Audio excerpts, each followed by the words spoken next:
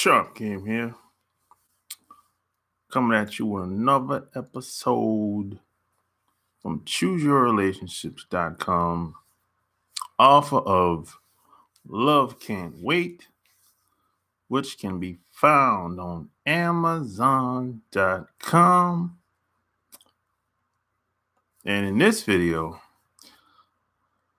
I'm going to talk about the first thing you need to do to become an alpha male in this society that we live, especially.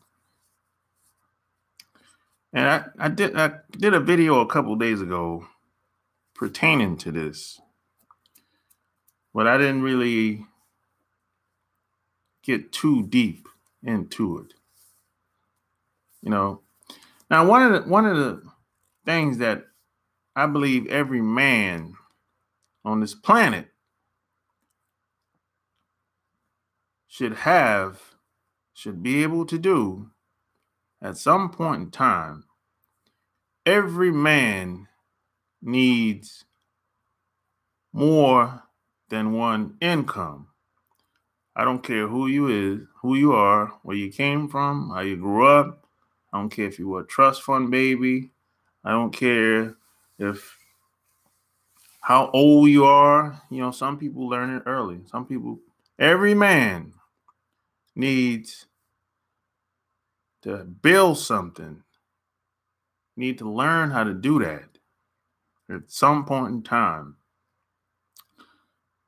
Because the reality is, if you're a man working a job, if you're a man working for a corporation, it's very difficult to be you at another man's corporation. That's just what it is. It's very difficult. What's up? Hey man, why don't girls like talking on the phone, but rather text it because they're not interested? I'll get into that later. What up? Aunt Dub. So every man has to have more than one income. It's non-negotiable. As a matter of fact, one income is a recipe for disaster. As a matter of fact, if you get to know most people that are millionaires or most wealthy people, you're going to find out that they have multiple streams of income. That doesn't mean that you can't have multiple streams of income just because you're not rich. You don't have to be rich to live a good life in America. You don't have to be. You don't have to be rich. You can be a thousandaire and live pretty well. The idea is, money gives you options. Money helps you to become more of who you already are. See, if you take care of the money, if you get the money thing situated, if you get the money thing under control, you can focus on other areas of your life. But if you got to go working for the man for 20, 30, 40, 50, 60, 70 years of your life, plus you can't pass the job down to the next generation, the kids. You can't pass that down when you die. When you die, you can't pass the pension down. You can't pass that down when you die. Yeah, you can pass down trust funds, stocks and bonds, real estate. You can pass down all that good stuff. But you can't pass down the pension. You can pass down insurance money, insurance packages, but you can't pass down the job. It's just nothing it's nothing really there. A job is just what it is. Something that just help you to get by. That's what it was created for. It wasn't created for nothing more, nothing less. Just to help you maintain. That's it. This is why I started my other channel, the Day Job Bailout Plan. If you haven't subscribed over there yet, matter of fact, I'm gonna give you the link. So I'll make it easy on you. That's why I started the other channel, because you can't really talk about relationships without talking about money. Money is very important. There's no way around it. We live in a capitalistic society, especially if you live in a big city. You need money to maintain. You need money to take care of your family. It's non-negotiable. That's just what it is.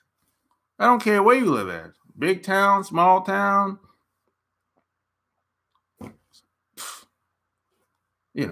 backwoods of Oklahoma, wherever you live at, you're still going to need a certain amount of money to take care of you and your family.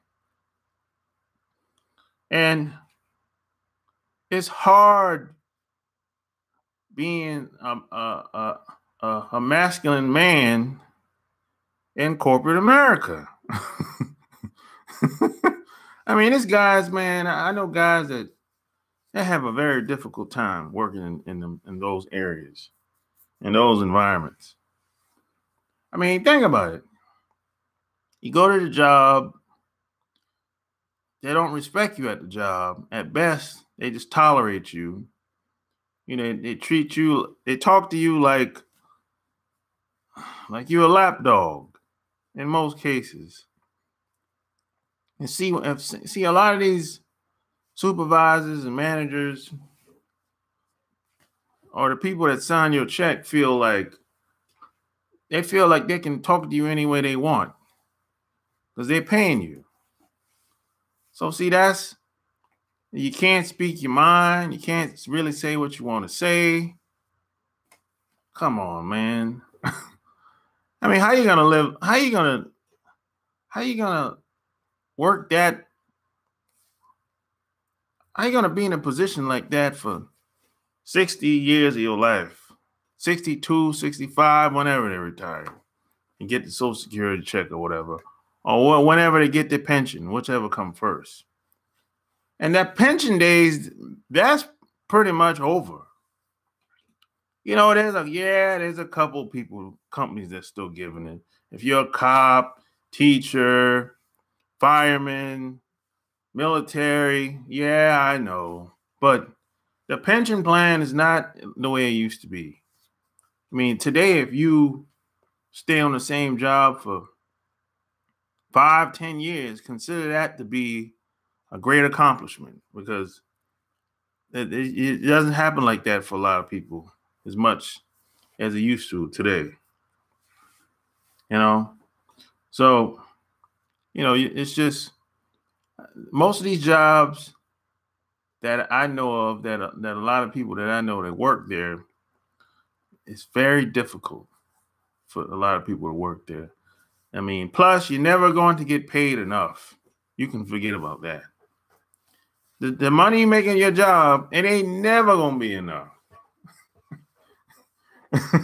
It's never going to be enough. I don't care how much you get promoted. It's never going to be enough.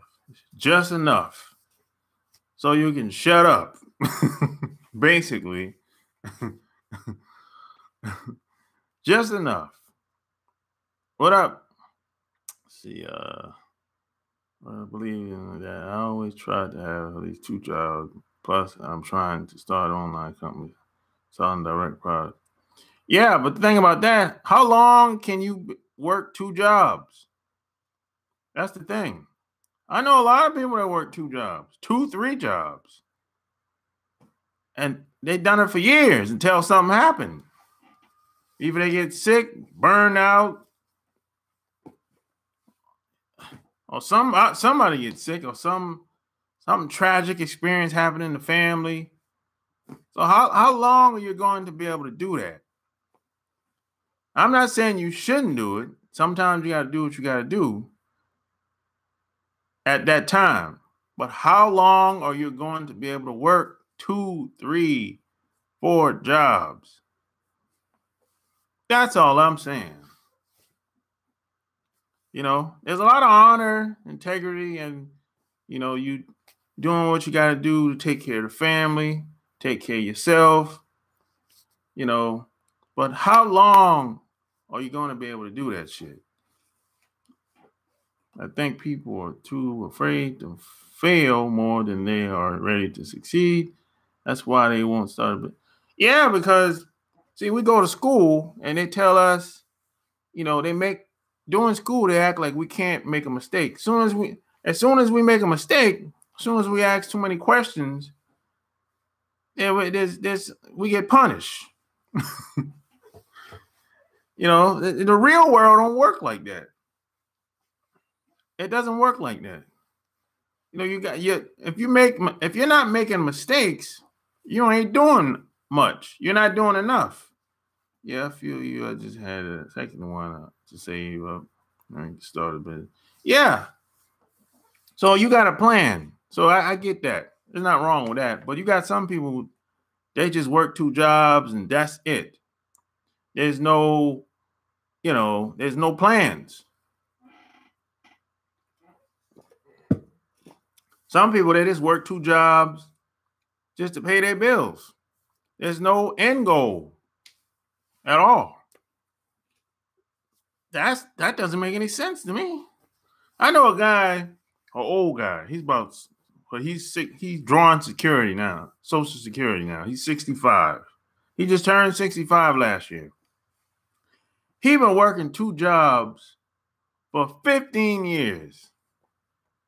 That's crazy. Yes, he working 2 jobs for 15 years. He said, yes, you crazy as hell.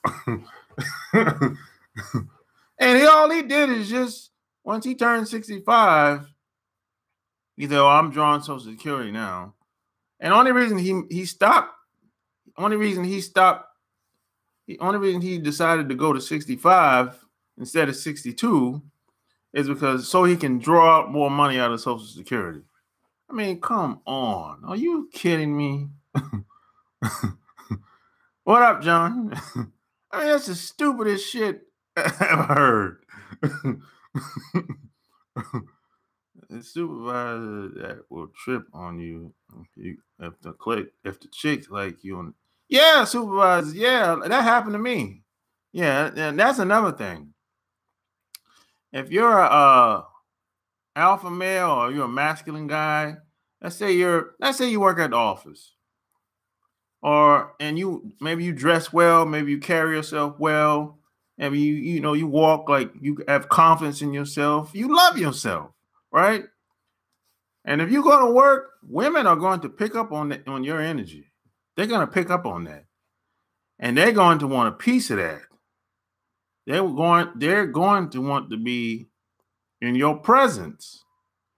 And if the supervisor or the manager or the lead person, whoever's above you, if they pick up on that, it could be a man or a woman. If they pick up on that, you're going to have some problems.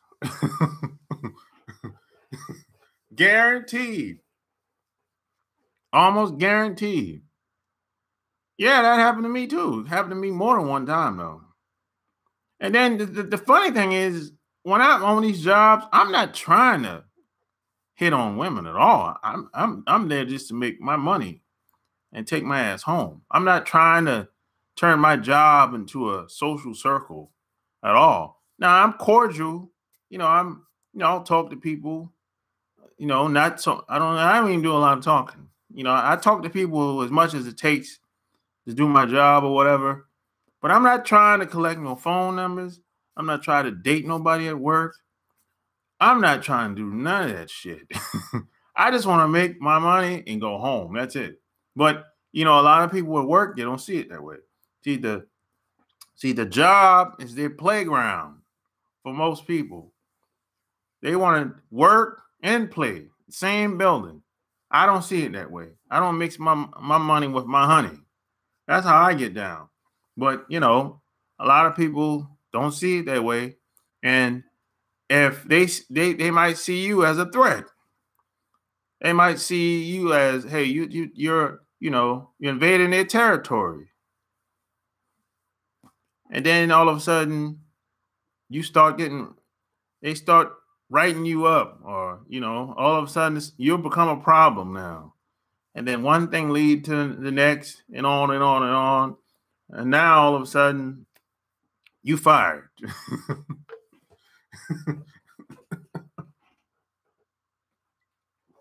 I've seen this happen many times. So what happens if you more than likely somebody knows a guy that's been fired on multiple occasions. 9 times out of 10, the reason why he keeps getting fired because he doesn't bow down and kiss ass. He's a masculine guy. He's trying to be a man.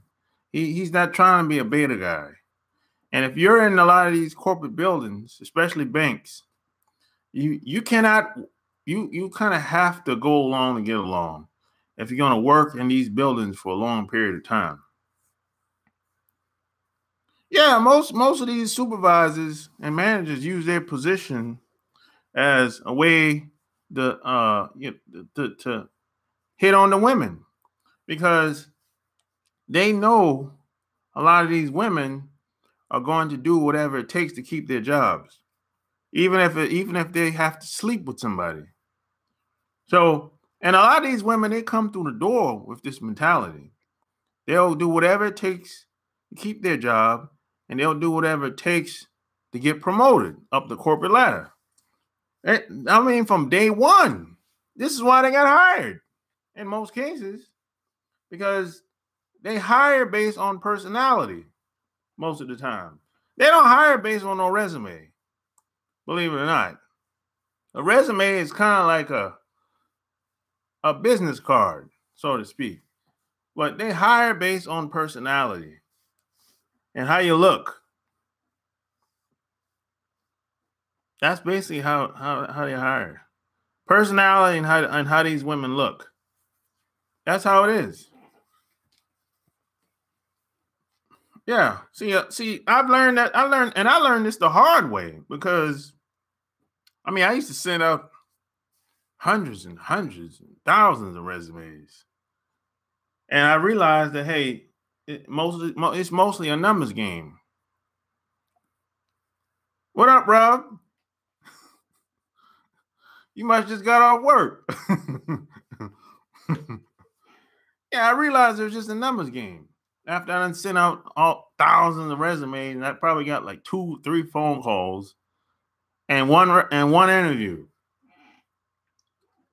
And the one interview I went on, 9 times out of 10, I get the job. But it ain't had nothing to do with me being qualified at all, really. As a matter of fact, you can be overqualified on a lot of these jobs.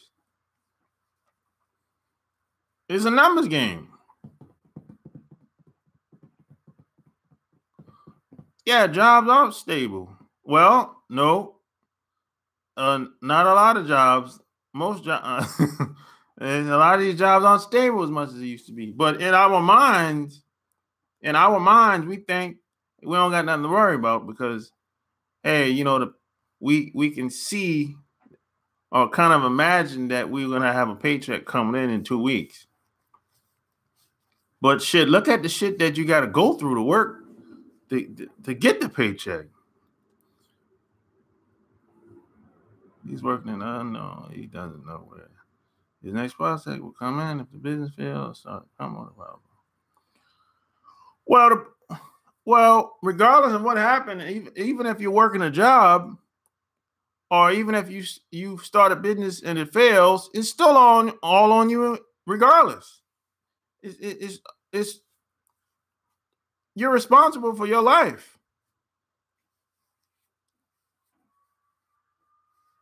Oh, you're in traffic in Miami.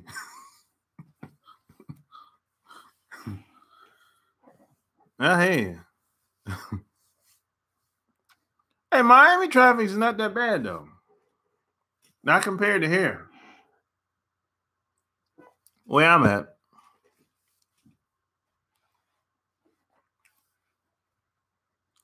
Yeah. I mean, it's like you just can't I remember when I worked my last job. My last job I worked there for 8 years. 8 years, man.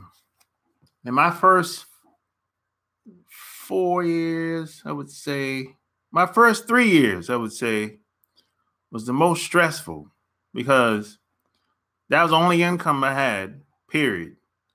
And every day for 3 years, I was kind of paranoid that, you know, what would happen if I lost my job because at the time I was behind on bills. Um, and plus I was taking classes at the same time. And I was like, yo, you know, I felt like I always had to be on, you know, you know, kind of like I felt like I was walking on eggshells a lot. And that was a very stressful way to live. And I did that shit for 3 years, man. And then I got involved in the direct sales. So I met some girl at yeah, I met some girl at my job. And at the time I never heard of direct sales. I didn't know what the hell that was. And she said, no, and then she tried to explain it to me. She's like, you know those girls that like promote like Mary Kay and Avon products? And I was like, yeah. But she said there's other companies too that's similar to that. So I said, oh, okay. So, they had like a meeting in our area, like a meetup. And I went there, man. And I'm happy I went there, man, because I haven't looked back since. I mean, I've since then moved on from the direct sales company or whatever. But if it wasn't for that, if I wouldn't have went to that meeting, man, there's like a whole nother world out here, underground, where people make money a lot of times under the table. A lot of times, if it's a tax write-off, it's like a really a whole different world, out here that I never knew about, man. And maybe you know about it, but I didn't know about it. And it's people that's been uh it's really a free enterprise system. That people been making boatloads of money before I was born. And I never knew about it until I was in my what? I think I was about 32 at the time. Yeah. So, and then after going to a lot of these conferences and seminars around the country, there's other people doing similar or the same thing. And then, I got involved. I had a lot of success early. And then, I moved on. But I say all that to say that I was doing this on part-time while I was working my full-time job. And ever since I developed the skills, because there's a skill set. Everything's a skill set. Because there's a trial and error, period that I went through. Because when you first start doing something, it's not gonna go well. It's not gonna go the way you want. You're gonna make mistakes, you're gonna fail, but it's not, it's not how, if you fail, get back up. You don't gotta stay down there. But when I learned the skills, when I learned what it really takes to earn extra money, I wasn't stressed out anymore. I went to that job smiling 5, 6 days a week. And the people on my job was like, how the hell this guy smiling all the goddamn time? And in my mind, I said, yo, the reason why I'm smiling because I just got paid before I got here. And the day ain't Friday. And the day ain't payday. That's why I was smiling. But I didn't let them know that. So I mean, I was at a point, man, I had 4 streams of income at my last job I used to work. So I had my job income plus 3 other incomes on the side. And I felt like the weight was taken off my shoulders because I didn't really sweat the bullshit at work. I mean, I didn't really anybody that said or did anything behind my back, it didn't bother me. Really. So because it was like, in my mind, it was like, hey, you know what? I'm here doing my job, but I don't gotta be here. And if I have to leave here, or if something happens and I get fired, I'll be okay. I'm not gonna starve. I'm not gonna lose my car that I still had payments on at the time. I'm not gonna end up homeless. You know, I might have to move. Okay, cool, whatever. I don't care. But I'm not gonna end up homeless because I'm still going to have money coming in. And ever since I learned all these skills to pay the bills, so to speak, I wasn't stressed out no more. You understand? I wasn't stressed out no more, man. It's like I'm never going to be homeless. I mean, I'm never going to be in a situation where I got to put up with some bullshit from a woman. You know, she's threatened to kick me out and all that. No, she can leave. I ain't going nowhere unless I want to leave. So you know how many guys I know that's in relationships that live with women. They want to leave, but they can't leave because they can't afford to leave. There's a lot of guys like that. There's a lot of women that's like that. So there's a lot of people that are scared, man. You know, they don't really know what to do. They don't really know. They're afraid that they might lose their job. I mean, like scared shitless, really. I mean, it's like, and then there's some people that I've talked to over the past 10 years. They used to be homeless. And they got out of that. Took them like a year or 2 to get out of that situation. And they're kind of paranoid of, you know, not wanting to go back into that situation. So I was talking to somebody a couple weeks ago. I said, look, if you have more than one income, you won't really have to worry about that shit. I mean, you won't be stressing about a lot of that shit. Really, you know, that's just what it is, man. You know.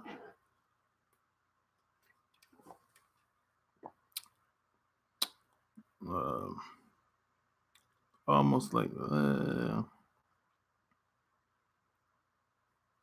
I agree with you. I meant to say it, and that was still on the business, the prospects. Yeah, I mean, today, man. You know what the difference between today and what's up, Battle Mac? Today, man, things aren't as much as difficult as it was 15 years ago. 15 years ago, I wouldn't be able to do this right now. Broadcast like this, I wouldn't be able to do this shit. This shit would be impossible. 15 years ago, you could not communicate with somebody all over the world.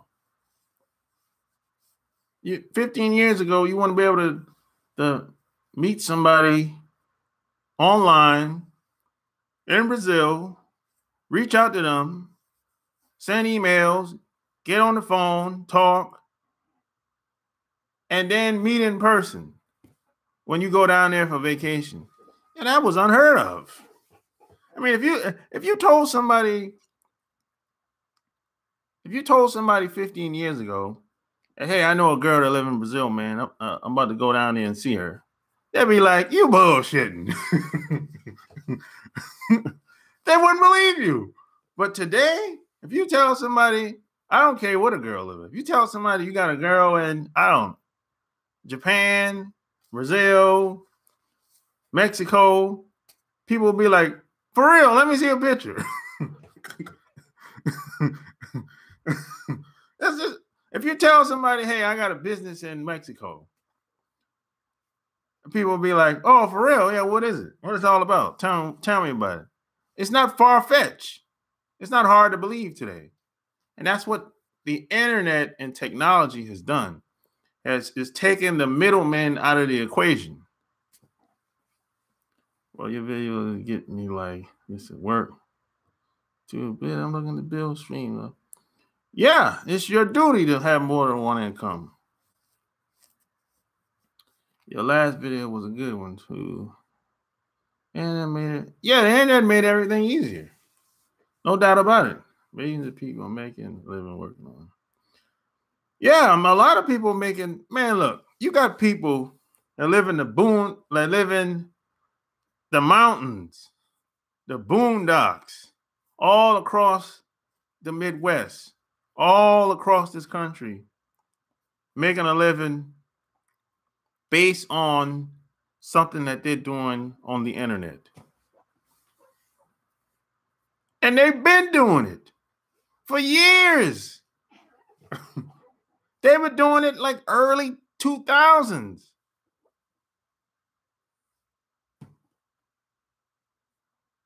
It's crazy, but it's true. I met a lot of these people.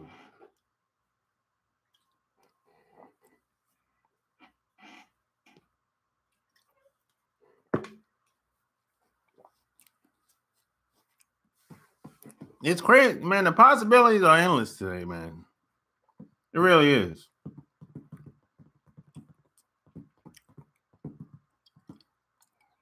Nobody, look, it's hard for anybody to stop you today when it comes to earning money. It's hard for anybody to stop you. It really is. When I first started trading, there was no e-trader or online trading. Every time I wanted to trade, I had to call a broker on the phone and tell him what's that. Exactly, Apple Mac. So you understand where I'm coming from. You had to call the middleman. The middleman was a broker. Today, only person that can stop you most of the time is you. Now, don't get me wrong. There's still a lot of red tape out here. No doubt about it. But it ain't like the way it used to be. Look, there's still some places you can't live. Doesn't matter how much money you got. There's still some places that there's some companies, some corporations, they're not going to sell to you. Doesn't matter how much money you got. That happens. That ain't going nowhere. I'll give you an example. I mean, a couple months ago? Yeah, a couple months ago. The Carolina Panthers.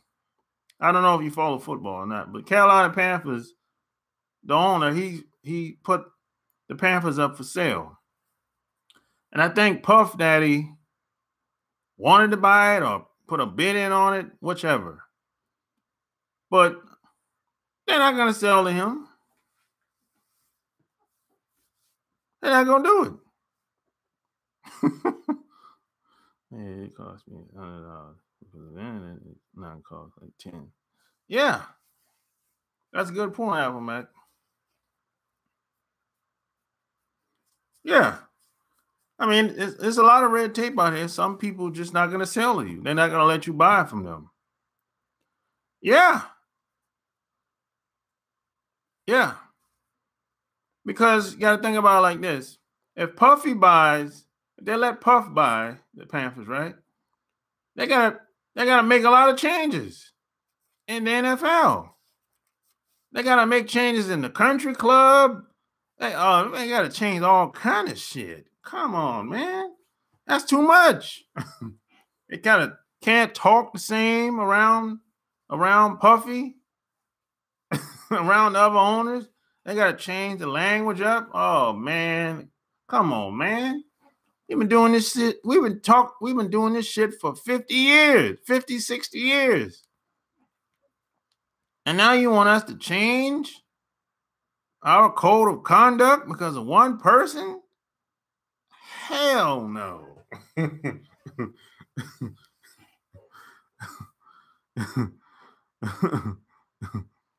Well, yeah, it's about power. Why do you think? It's always about power.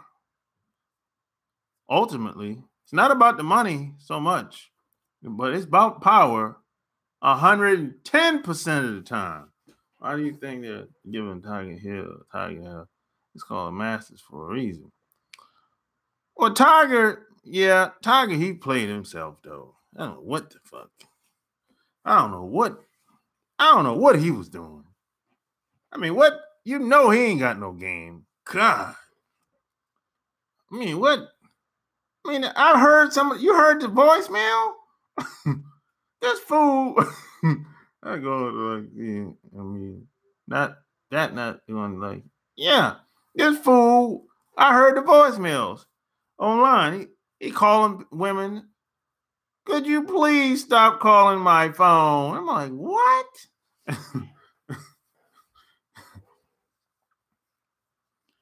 Well, ain't that probably will never be. Yeah, NFL is a good old boys club.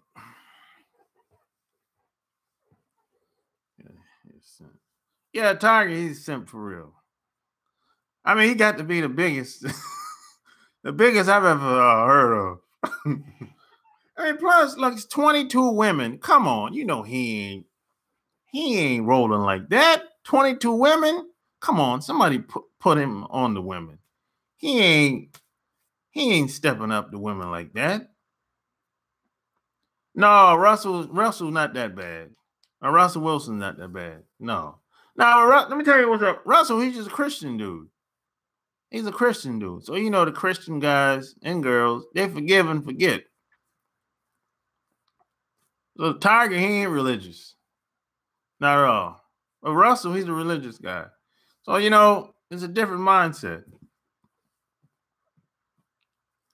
You know?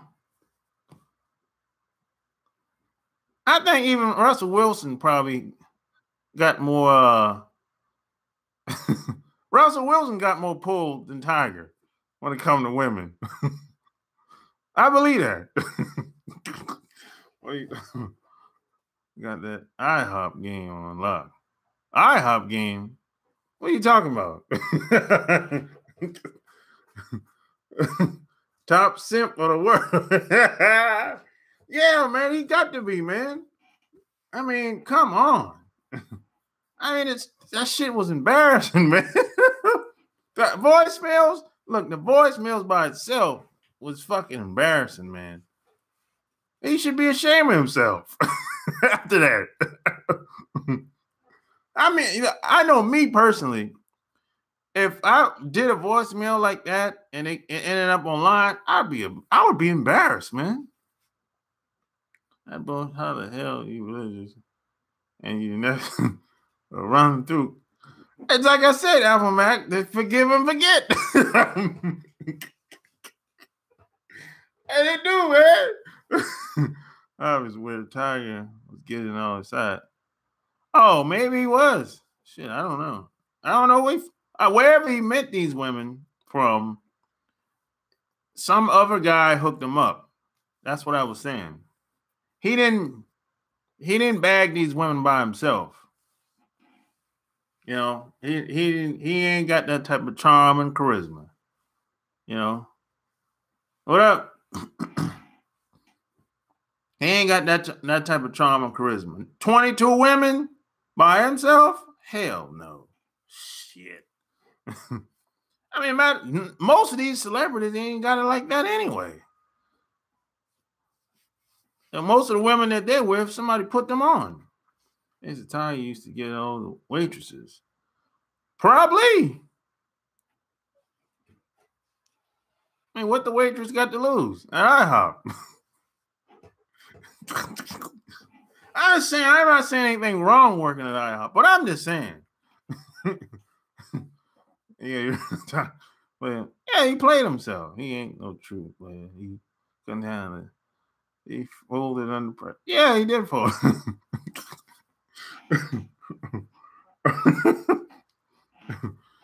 He didn't need no game of 100 million in his back pocket. Well, he didn't. But you still have, regardless of how much status he had, you still got to talk. Regardless. Some of them were porn. Some of them were porn stars. I didn't know that. Word, he was bagging chicks Wait, what the hell? What? I grew up. No, his dad was black, but his dad passed away a couple years ago. And after he started doing all this crazy shit. Sex addiction. There's no such thing as sex addiction. I don't believe in that shit. Yeah, his mindset is, yeah, you're right, Applemac. That's his mindset. I agree with that.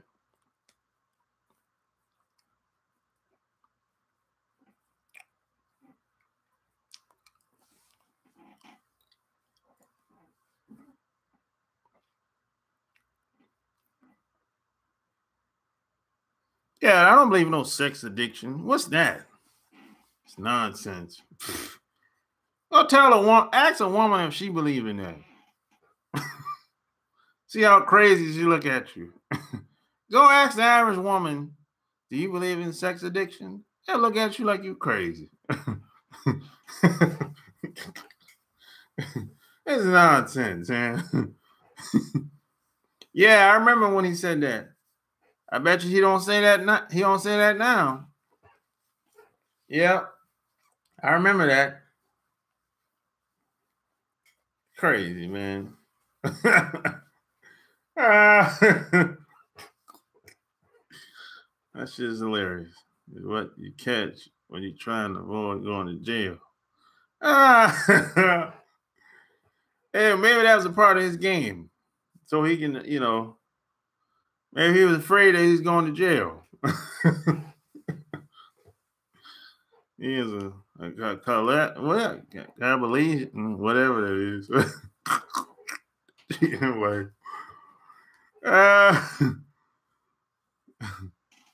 Hilarious.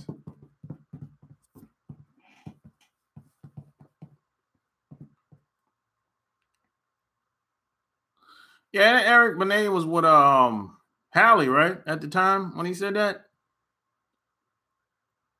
How did that come about anyway? Why did he think he had some sex addiction? And just because I think he said something like Halle Berry didn't want to have sex with him, and then he just came to that conclusion. That's the stupidest thing I ever heard. She just didn't want to have sex with you. That's all. She's just not into you like that. But that don't mean you're addicted to sex. 1,000 women. God damn. 1,000 women where? He was on what? On tour or what? He knocking them down after the show. They're having an orgy.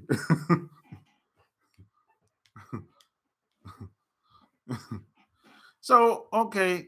So is getting out of jail free card. It's all game. Yeah, it is all game. So if he's a sex addict, well, what the average woman is?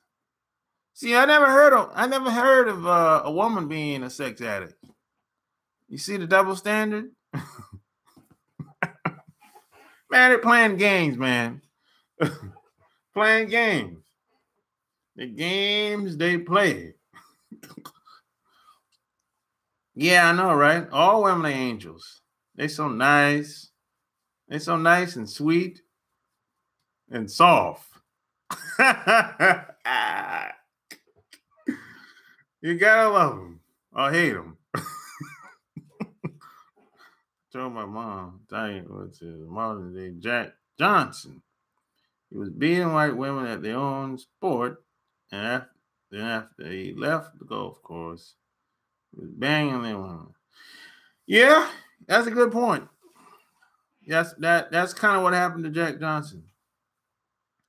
He had to be broken. Yep. That's a good comparison. Jack Johnson was beating the hell out of them women, though. Yeah. Bam!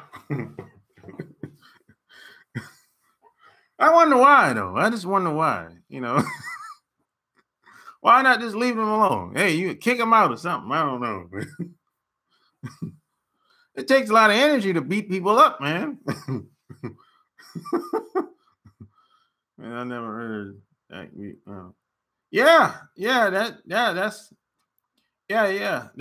That's documented. He beat the hell out of the women. Bam! It takes a lot of energy to beat anybody up, man. Payback. Oh, yeah, but man, it takes a lot of energy to beat somebody up, man. I'm telling you. For real.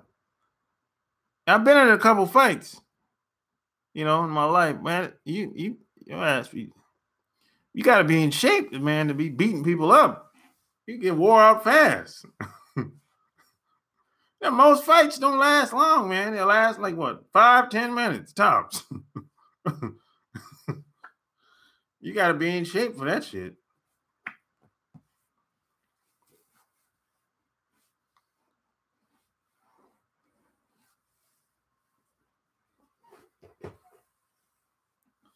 Yeah, so you know what I'm talking about, Apple Mac. You got to be in shape for that shit, man. You wear out fast. Shit. Shit.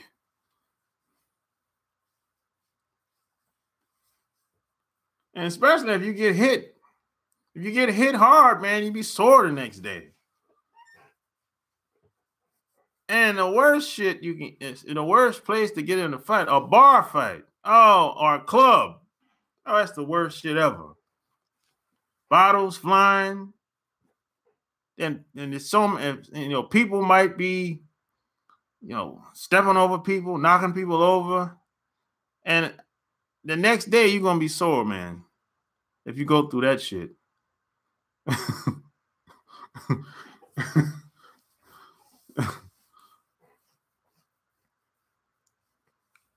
Yeah, man. I tell you, man, that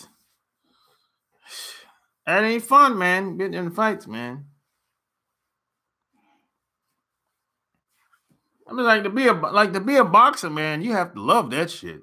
Or to be any type of fighter, any type of physical contact sport where it's like MMA or UFC, any of that type of shit. And you have to love fighting. I first come out, the rest of the hell, then back all the way off in the fence mode and let the other motherfuckers wear help out and you beat. Yeah. Yeah, that's a good strategy. That's a good fighting strategy. And that's Floyd's strategy. That's Floyd Mayweather's strategy. Yeah. Floyd weigh him down. That's his strategy, man. Hey, that's smart. Shit. The name of the game is not to get hit too many times. That's the name of the game.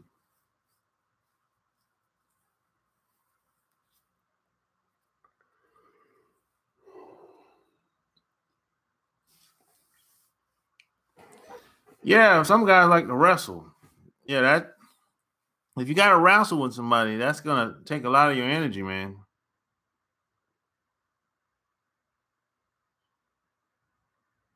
Which Kardashian you talking about?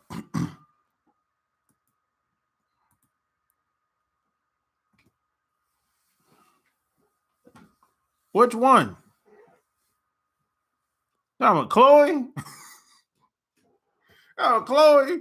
Man, them girls ain't got ran through, man. Any one of them don't matter.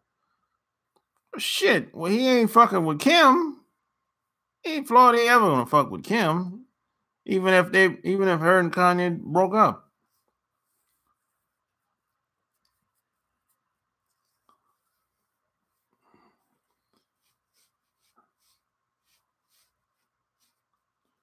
Man, what for? How do you explain to a woman that it's time for her to make a career change from a dead-end job after 6 years? What kind of job is it? Why do you women like talking on the phone with rather text? Yeah, because they're not. Why do women like talk? Why do women don't like talking on the phone but rather text? Because how old is she? How old is the woman? I shouldn't get that. I don't know what the hell they got, but every time they fuck with every time they fuck with these dudes, they turn these dudes out. Turn these dudes fuck out. She under 30. She work in a call center. I don't know. A lot of women just don't have that. Some people don't have that ambition, man. Maybe you can Is she on? Do she look at videos on YouTube? It just depends on the person. You know, people. You got to keep in mind, people don't do shit unless they have to. For the most part, you got to keep that in mind too. 38. Yeah, younger girls like to text. You're right about that. But if she's an older one, 38, if she's an older girl and she don't like to get on the telephone, she probably got somebody. She probably got somebody else. Somebody's around her if she don't like talking to you on the telephone. But you know, that's usually what that is. You know, and a lot of times, I know a girl like around in the 40s. She don't talk to people on the telephone if she's not into them like that. So it's either or. Either she's not into you like that, or if she's a young girl, you know, that's just what some of them girls do. But if you can't get the girl on the telephone, I wouldn't take her serious. That's just me. I'm not saying you can't text, but if I can't talk to you on the telephone, I can't take you serious. I'm sorry. Exactly. If she really likes you, she's gonna call. But if you can't get the girl on the telephone, at some point in time, you're gonna have to pick up the phone. If y'all gonna meet up with each other, you gotta pick up the phone, yo. I'm just saying, it's just ridiculous. You're trying to have a full blown conversation with me through text. That's just ridiculous. I'm not doing that shit.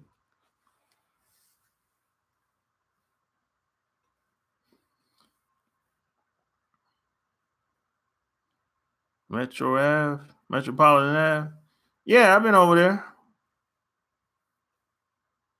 at night. Uh, yeah, I've been over there at nighttime. Yeah, but not late at night. Not after midnight. You know. Then at 20, I call a girl and she'll say she missed my phone call. She was at work, but she not much. Call pick up. Oh, that's young girls, man. Yeah, they're in their 20s. Young girls, they get down like that. But even then, if they can't pick up the phone, I mean, if they're at work, okay, I understand. That's understandable if they're at work. But if they're at home and they can't pick up the phone, I'm not taking them serious. I'm not. I'm not saying you can't meet up with her through text, but she can't, if you tell her to come over through text. But I'm just saying, you know,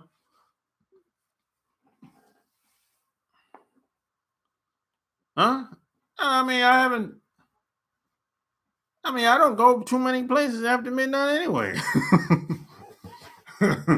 I mean, after midnight, I'm usually coming home. You know what I mean? Yeah, after midnight, man, I'm usually coming back home. Really?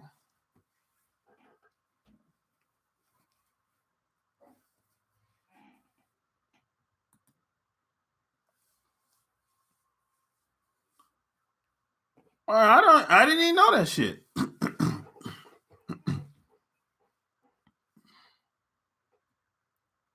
I don't even know. I never knew where the whole stroll was at in this area, to be honest. But I'm all over. I'm all over the Atlanta area. I'm on all sides, all the time, like weekly.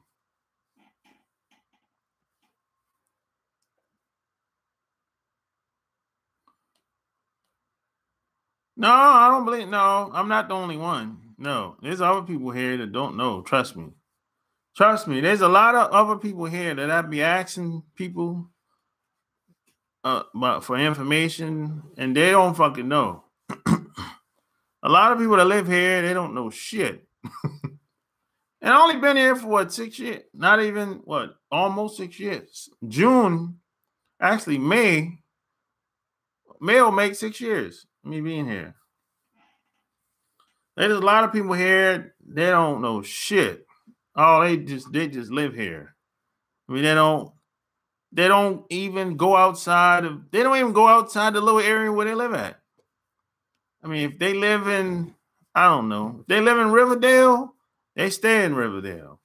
If they live in Fayetteville, they stay in Fayetteville. If they live in Griffin or Stockbridge, wherever they live at, that's where they stay at. They don't leave the area. It's crazy. What strip club? There's a lot of them, bro. I've been to a lot of strip clubs there. Which one are you talking about?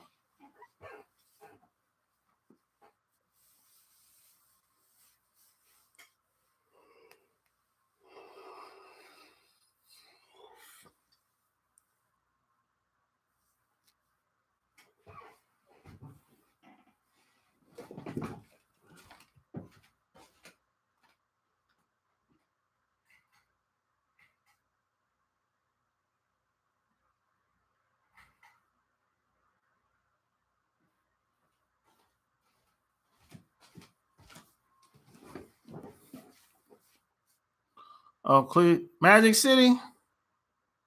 Oh, wow. Yeah, I've been to Magic City.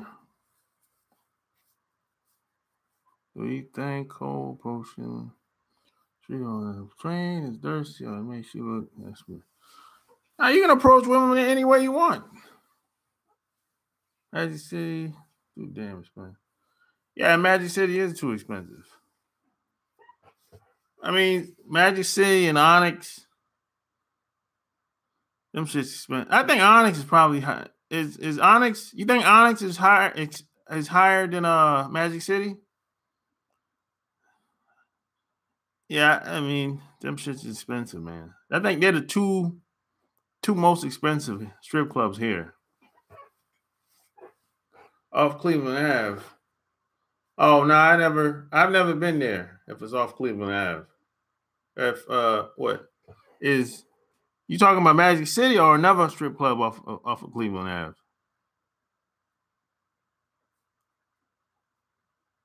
Shooter going to shoot where? Wherever you at. No, I've never been there if it's off Cleveland Ave. Nah.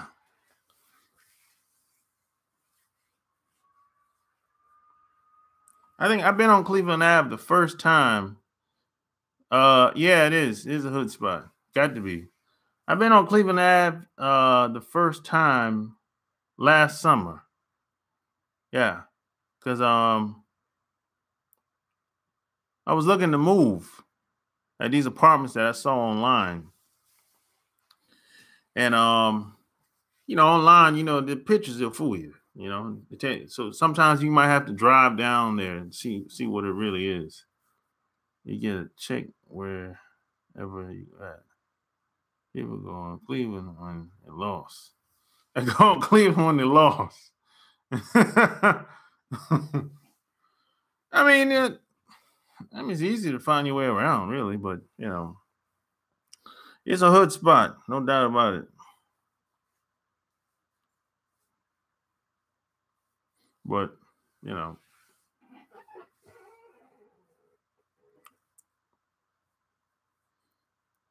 has that area always been like that? Has it always looked like that? Cleveland Ave?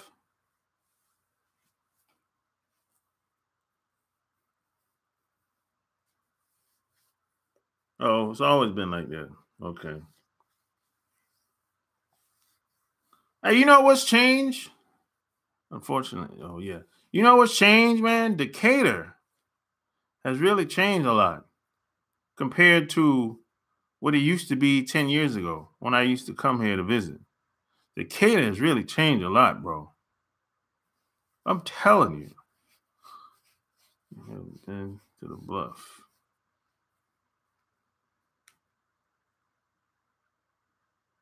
Oh, Chris Tucker from Decatur? I didn't know that. Decatur has really changed a lot, man. I'm telling you.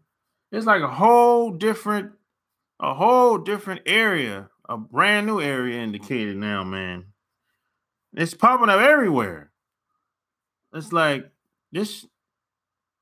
Yeah, it changed for the better. I agree. 10 years ago, man, Decatur was a raggedy motherfucker.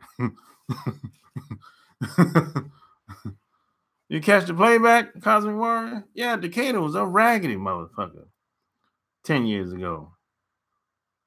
I'm telling you. I used to come here, man. We used to hang out in College Park more than Decatur. Yeah, it was a lot of clubs in College Park just 10, 15 years ago. Decatur was like raggedy.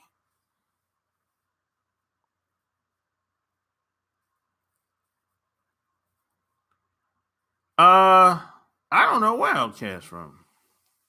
Goody Mob, I think they're from the West Side, if I'm not mistaken.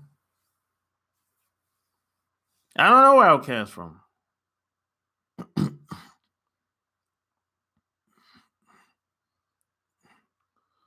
Why? Yeah, that was a long time ago. Yeah, there was a lot of clubs here, like 10, 15 years ago in College Park. College Park was College Park it's still okay. It just depends on where you at. Because if you're out in the say if you're in the College Park, like in the countryside, like where I'm at, it's pretty cool over there. You got houses over there, you got apartments over there, so it's pretty cool. But that's on the side, like on the back of the airport. Love's all down Old National. Oh hell, shit. Yeah.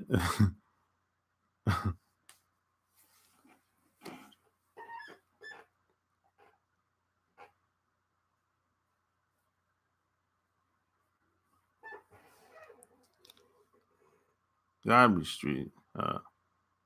I never heard of that. I never heard of that street. Who remembers Club 559? I never heard of Club 559. Where was that? Or maybe I've been there. Maybe I just don't remember the name. Where was Club 559?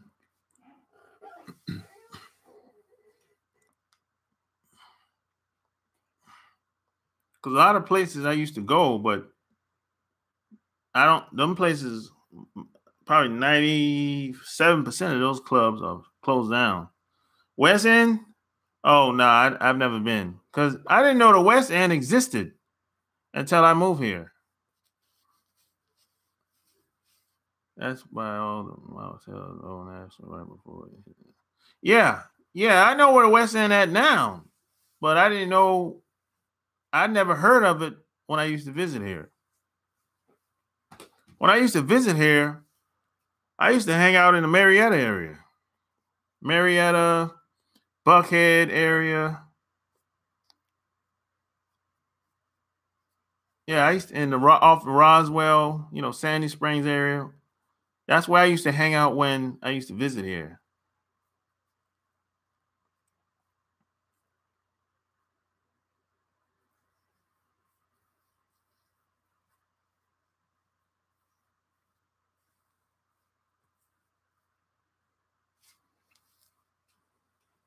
Yeah, so Buckhead used to be the spot, our spot. Buckhead and Marietta back in the day, pretty much.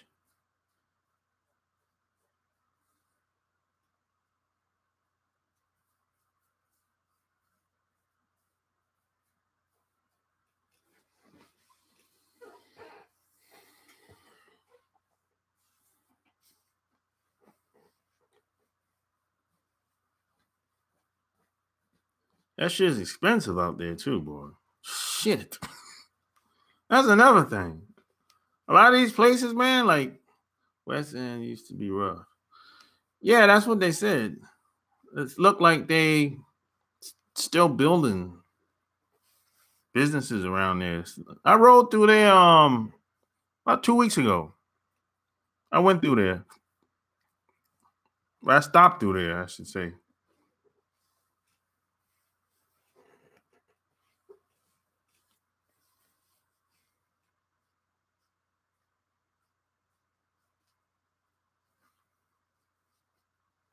Somebody had a workshop through there. Somebody was having a workshop that I knew. So I just went there, show my support.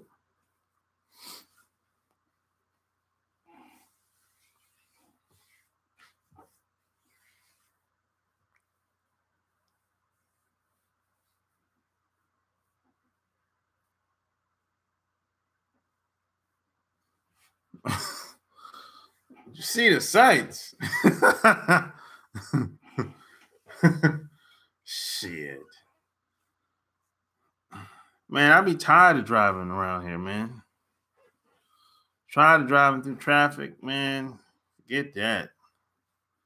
I don't sightsee. Not here, anyways.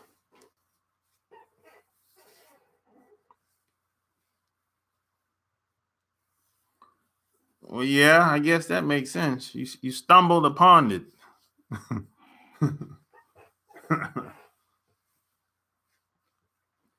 You stumbled upon it. Yeah.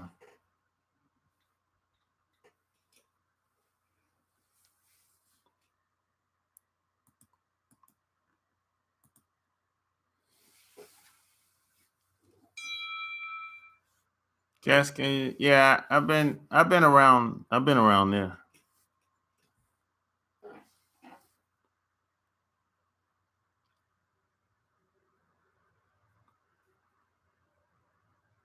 Yeah. Oh, that's how you. Let's see. Yeah, I remember that. Yeah, it's by the golf course. I remember that.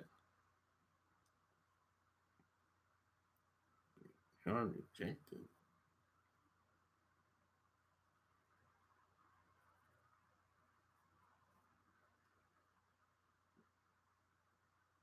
Oh yeah, my car rejected. And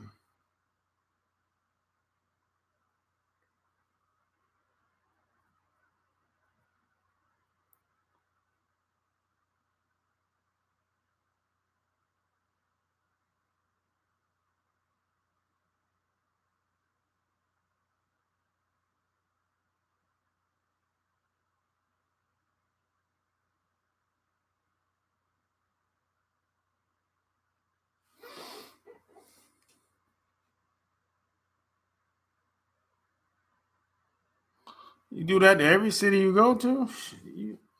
You like to drive, Apple Mac. I don't. I don't like to drive.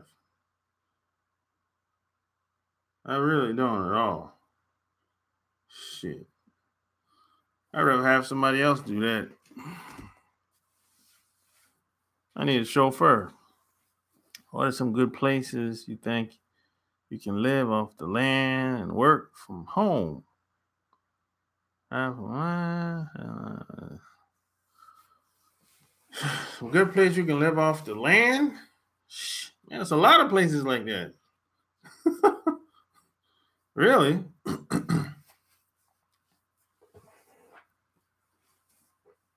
You can probably live. It's a lot of places like that, bro. That's kind of a hard question to answer. There's a lot of places you can live off the land. As far as working from home, there's a lot of things you can do from home. Subscribe to my other channel. There it is. That'll point you in the right direction.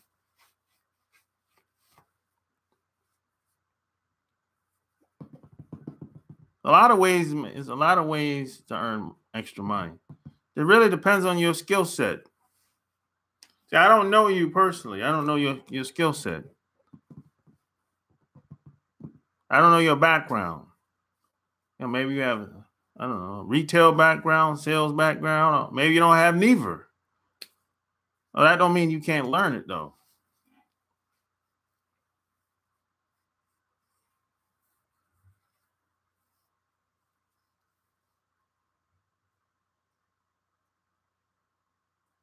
Would I date Halle Berry? Shit, I don't know, man. I had to get to know her first.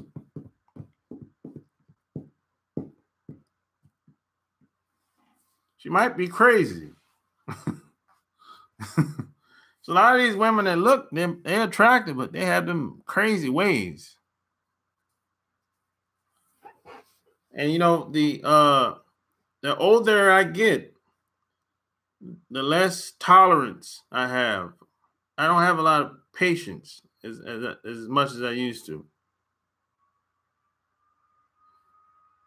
Well, so I guess she's crazy then. Yeah, the older I've gotten, I don't have a lot of patience as much as I used to have. I have a very low tolerance for nonsense. Any unnecessarily, BS. I don't got time for all that. I got shit to do. I ain't got time to be putting up with no nonsense.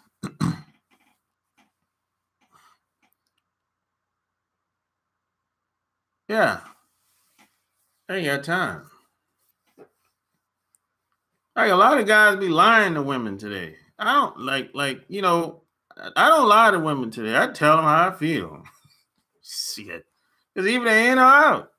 That's it. And if they gotta go, take care. There's always somebody else that's down. Yeah, some of them I do like. Yep. I do like some of them like that.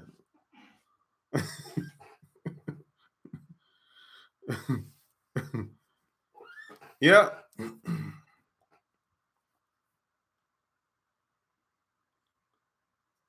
Yep.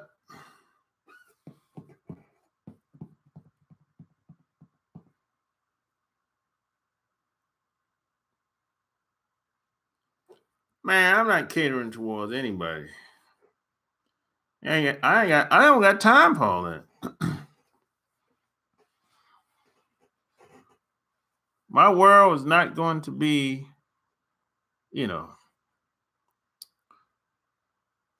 committed to, pandering and catering to a woman for the rest of my life. And a woman is not going to be the center of my life. What's going to be the center of my life is my passions what I'm passionate about, and being on purpose. That's it. And nothing or nobody is gonna stand in between that. And if they don't like it, they can leave. I'm not gonna stop doing what I'm doing because of a woman. I'm not doing that. That's just crazy. What are some of the things you should look for if you feel a girl is not interested in you? If she ain't interested, she just ain't interested. I mean, if she ain't interested, she ain't gonna reach out to you. She ain't gonna call you. She not gonna contact you. A girl that's interested in you, she's gonna be wanting to be around you. She's gonna be wanting to see you. She's trying to find out what you all about. She want to be in your presence. She ain't trying to give you a hard time. She ain't trying to negotiate with you. She ain't trying. She wants to be available for you. She wants to get to know you. And eventually she's going to open her legs for you. That's what it is. There's no time, no 90-day rule or any of this other craziness that people be talking about. None of that shit matters.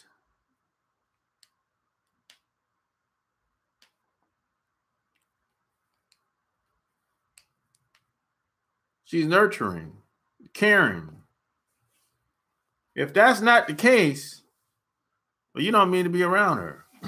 She ain't interested in you like that. She not into you like that.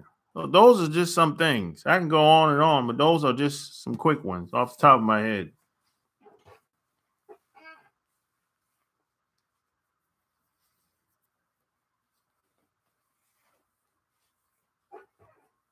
Yeah. I mean, that's easy. Straight to the point with no chaser. Why is dating so hard? Dating is not hard. Dating is not hard. I disagree with that. The reason why it's so hard for a lot of people is because everyone's trying to follow each other. Everyone's trying to do the same thing. And that doesn't work. Everyone's around here trying to act like robots. Everybody can't try to do the same thing. Everyone can't, say the same thing and expect to get the same results, or do the same thing, take the same action and expect to get the same results based on the same action. Because everybody's different. And a lot of people are in a fairy tale world. A lot of people are in a fairy tale world too. They want what they can't have. A lot of people don't know who they are. A lot of people don't know what they want. A lot of people feel like they ain't good enough. They got to be somebody else, act like somebody else. So that's the problem. That's why it's so difficult for a lot of people. They don't know what they're doing most of the time.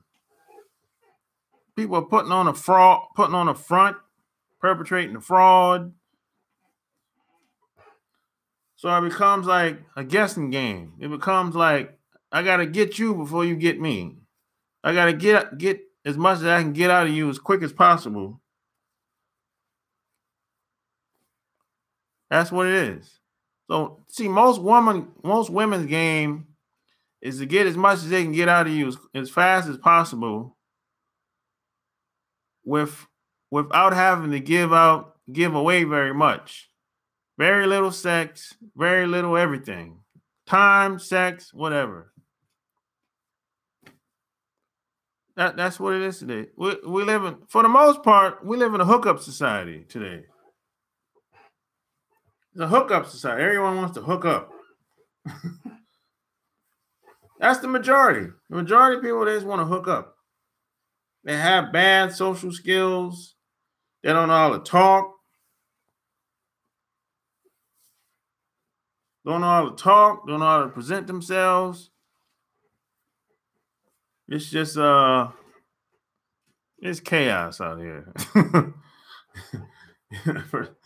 Ours the Jews don't run anything. Can you explain it? They don't run nothing.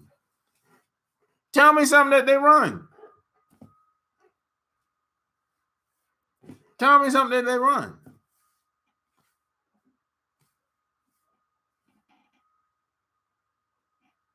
That's all I'm saying. Where they run something at? Hollywood? Who own these record labels? Who own these production studios? Is it to get a woman on your program? Is it to get a woman on your program? It's what to get a woman on my program. I got out of a relationship in October. So now I'm trying to build a roster. I talk to a minimum of 3 women a day. I don't lack confidence, but I feel like the more I'm on purpose, the better, the harder. Well, no, actually, the more you're on purpose, the easier it's going to be to become more attractive to women. That's the whole idea. Because if you're on your purpose, if your life is in order, if you're doing stuff that you enjoy, you're going to get females by default. That's the whole idea. That's what my first book is all about. My first book was all about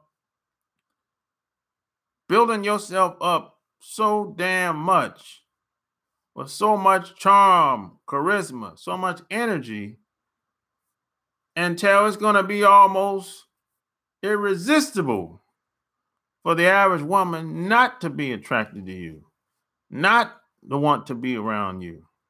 They're going to be like, this guy's weird. I don't know what he's on, but whatever it is, I want to be next to it. I want a piece of this. So you won't really have to approach women when you get to a certain level. There's different levels to this shit now. When you get to a certain level, you won't have to approach women unless you want to.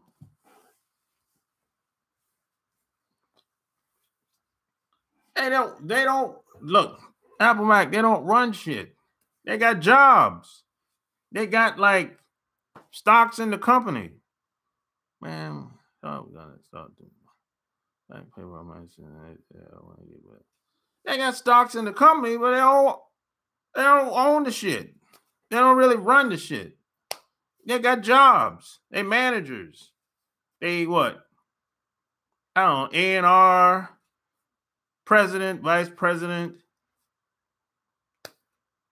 They got jobs. That's it. Last I checked, these companies been out a long time ago. I'm just saying. You know, they don't run nothing. They just got jobs. They get them a certain percentage of stock in the company. They'll have a job. It might be a manager, tour manager, A&R, president, vice president. That don't mean they run shit. They just got a job.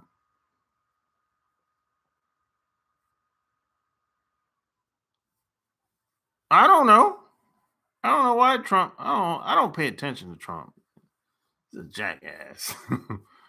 I have 2 jobs and work out, become a certified trainer, finishing up 1 degree, going towards my bachelor's in accounting. I'm about to get a car next month. Dress well all the time. I changed her religion to marry a Jew. When the people that back him hate you. Well, let's get one thing straight. Now, a lot of these people, let's get one thing straight. Who's a Jew? Name somebody that's Jewish. Someone specifically, somebody that all of us would know. Because a lot of these people, they're white. Jewish is just a religion. You know, name somebody that's a Jew. 9 times out of 10, he's a Caucasian guy. They're just playing a game. Ilberg, he's a white guy. This with anybody, but I'm still not connecting with women. You don't connect with women He's another white. These guys are Caucasian. They just put on the Fed, put on whatever they put on. I don't know what it is. It's playing games. They're not living that. They're not living the life of whatever book they read. They're not living that life. It's all a game. I've seen George Bush had on whatever it is they put on their head. I don't know. I don't know what they call it. But George Bush, he's Caucasian. Exactly. None of them. Hey, look, 80-90% of these people don't live that life. What they call Yama, whatever it is, I don't know. I seen George Bush had one on one day. This is like 5 years ago. He was on his farm in Texas, wherever he lived. I don't know, wherever he lived in Texas. He's a Caucasian dude. So, you understand my point, Apple Mac? It's just white guys. That's it. Yeah, a lot of these people are just bullshitting.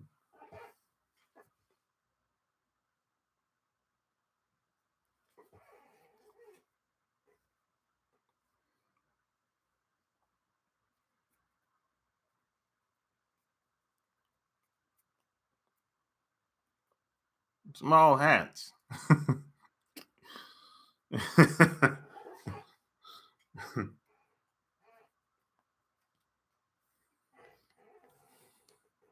I think a lot of people get confused when they turn on the television.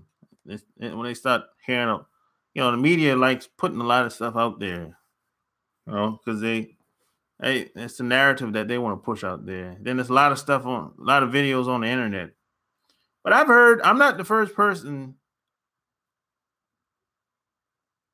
I mean, the people that I'm around all the time, people that I talk to, man, they know who runs shit in this country, who runs shit all around the world. Basically, it's not like it's a secret.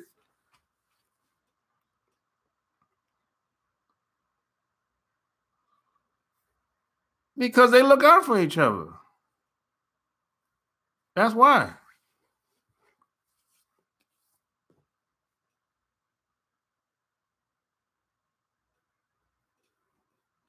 I mean,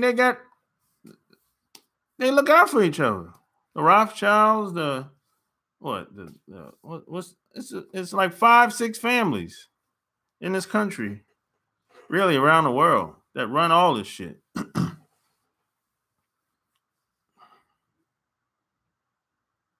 It's different levels now. You got to keep that in mind. It's different levels of this shit. Somebody got to do the work. Everybody ain't going to be working a job. So if you're my nephew, you're going to open the advertising agency. It's like, what's that guy name, man? I can't remember his name, but one of the Rockefellers nephew, he run a big advertising agency in New York City. Yeah, I forgot the guy's name. I think I met him just passing in circles. One of the Rockefeller's nephew. He got a big advertising agency in New York City. Y'all ain't never seen him on television. You ain't never seen him online. None of that shit. And the shit's worth $1 billion. Over $1 billion. So somebody got to do his dad ain't gonna do the work. His dad ain't open no advertising agency or no business. So somebody got to do it. So they'll put the kids in charge of that shit. The son and the daughter or whatever. Or the cousin or somebody. Yeah, it's old money. Old money. So you got cut these people. You have to. These people are family. I mean, these people have their cousins, extended family, Trump, Hillary. These people. These people are family. That's how this shit works. It's all in the family. When they say keep it all in the family, that's what the hell they mean. They keep it all in the family.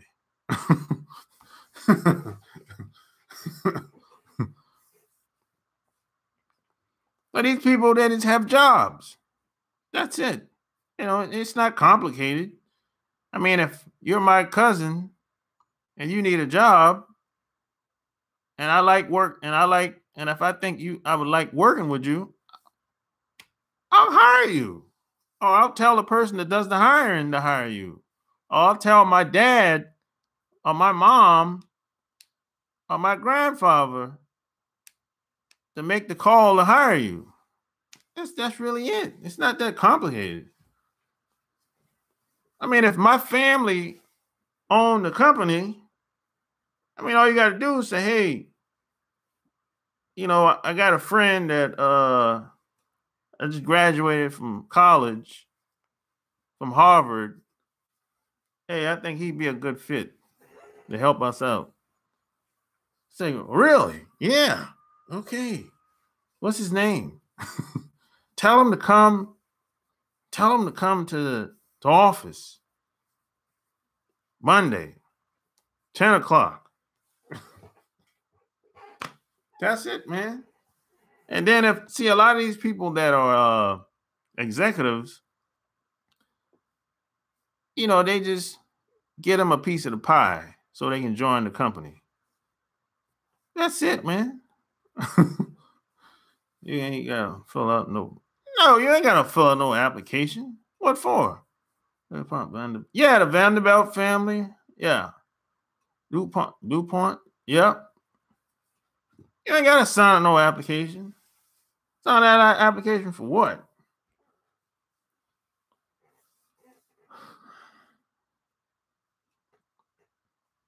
I mean, if you do have to sign up, that's for tax purposes or whatever.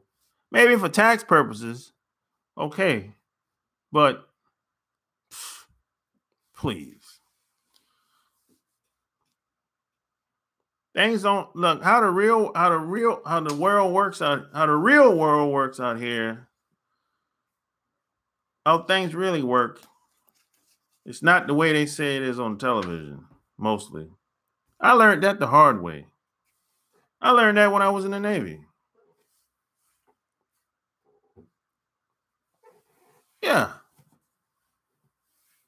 Not a real world. There's you know, there's a lot of smoke and mirrors out here. The only little people pay tax. Leona Hemsley. Who's that? Who's Leona Hemsley?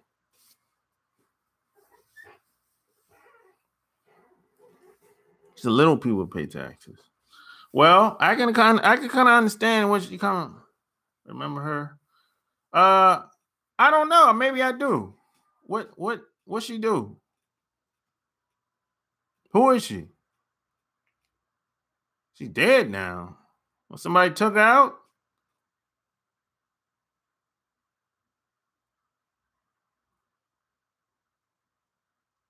What happened to her?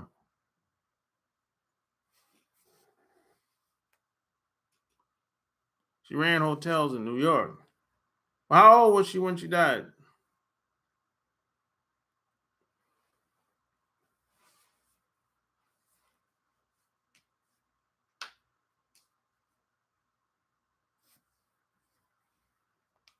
Oh, she was like 80. Okay. Yeah, I understand where she's coming from when she said that. Hemsley Hotel. Well, okay. I understand where she's coming from when she said that.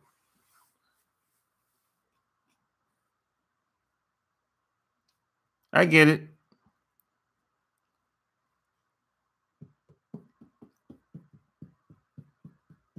She got busted, I think, for tax evasion. She got busted for tax evasion. How's that?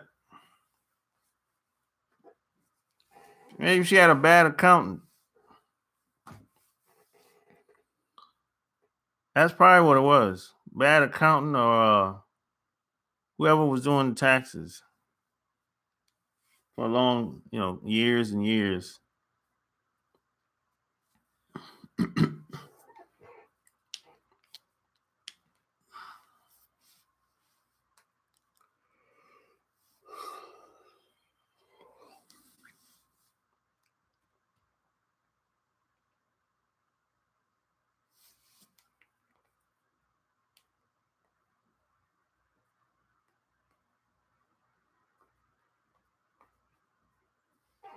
Well, she used to speak a lot, or what?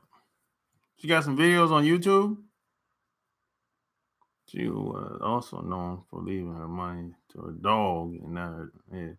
Oh, that lady. Yeah, I know who you're talking about now.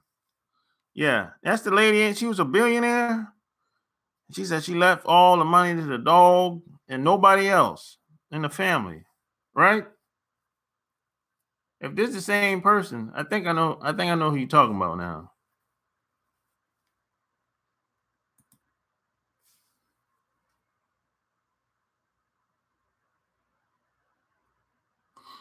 Well, what happened is when she said she don't pay taxes. Yep. Okay, I know who you're talking about now. Yeah. Now, when she says you don't pay taxes, they write a lot of shit off. It's like they kind of pay the taxes up front,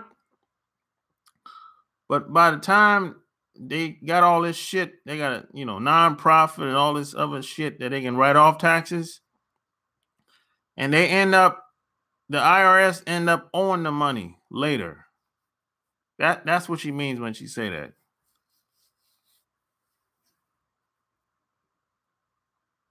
A lot of big companies do that shit.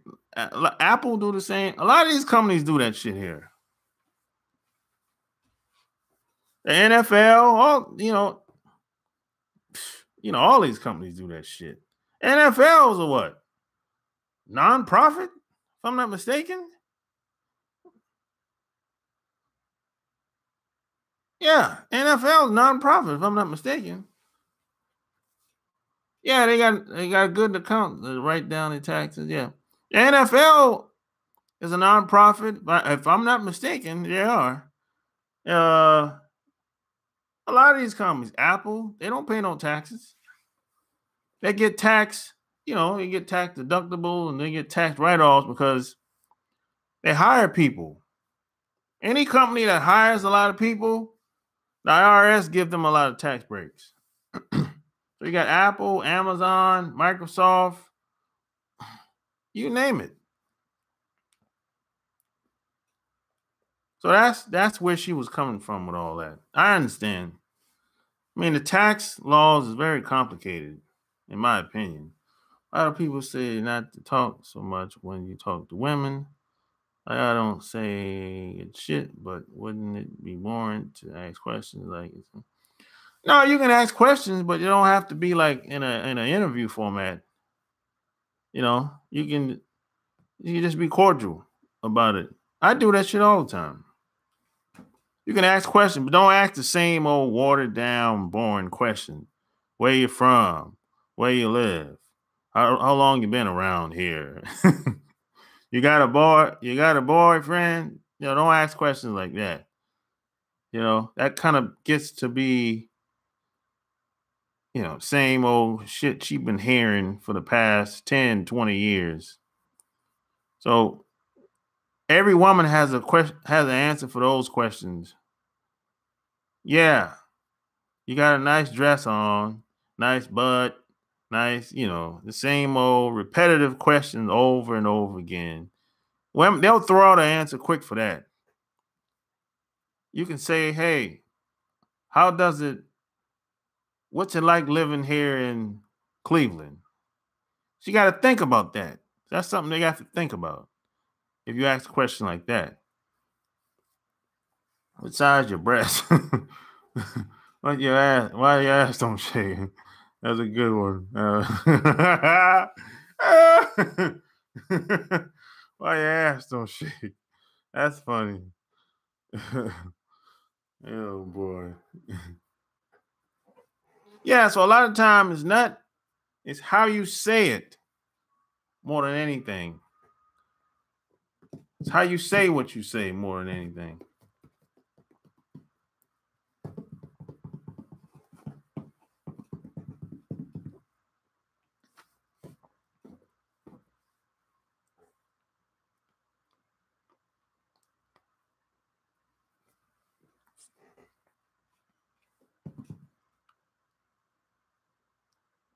Evil boy genius.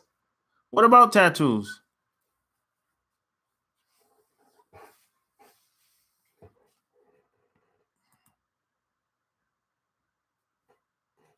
I'm crazy about what? You're not the first person to say that. You probably won't be the last.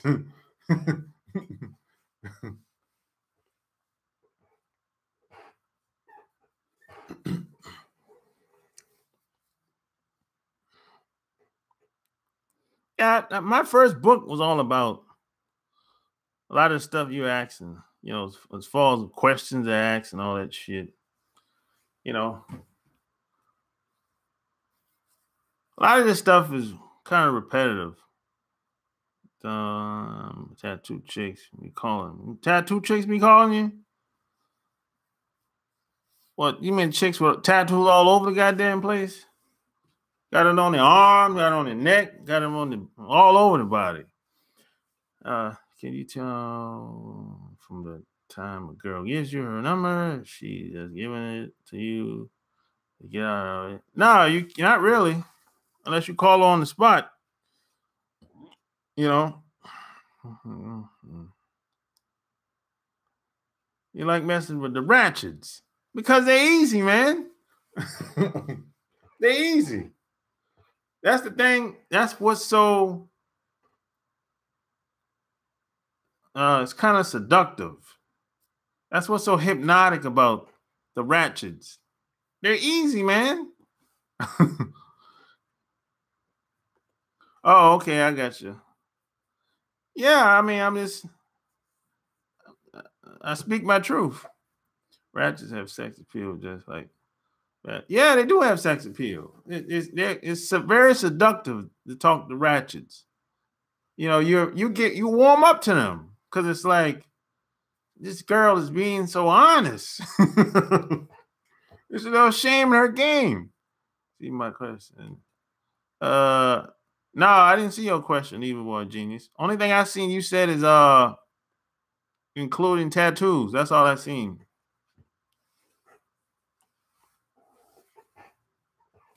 Maybe it got blocked. Let me send a link to the chick.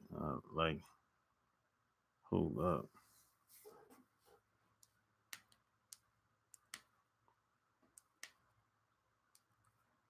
They got to be really fine. The ratchets, a lot of them are fine, but it's still it's a lot of it's still not worth it most of the time though, man. It's still not worth it. Too much of a headache dealing with women like that.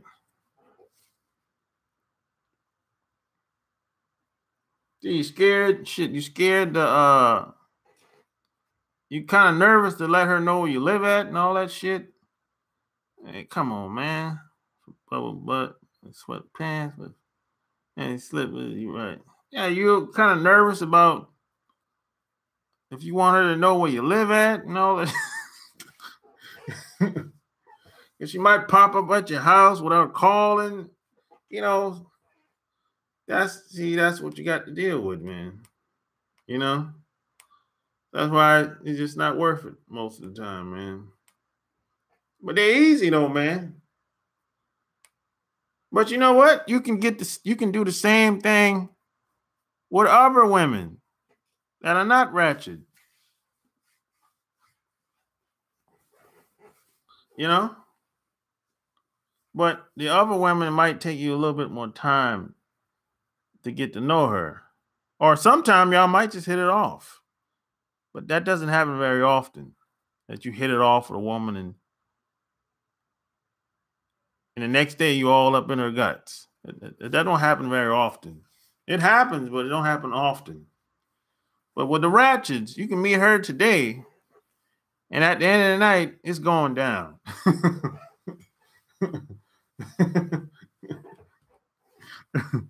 Yeah, I get it. I understand.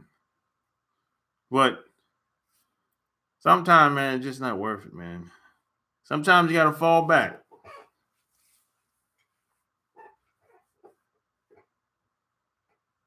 Fall back, man. Especially when you start getting older. Because there's ratchets in the 40s and 50s and 60s. Just because you get older, that don't mean that don't mean they stop being who they are. No, they're just better at hiding it. That's all.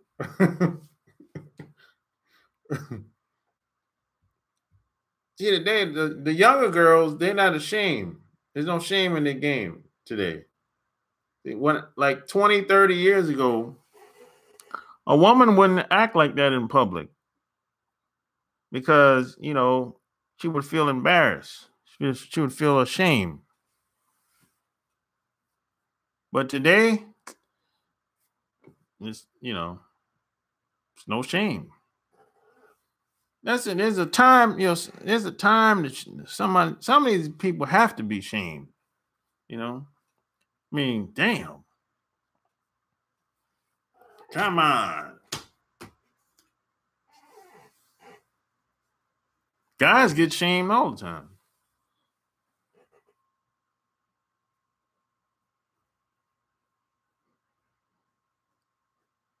So, hey, everybody, give me a thumbs up. Thumbs up.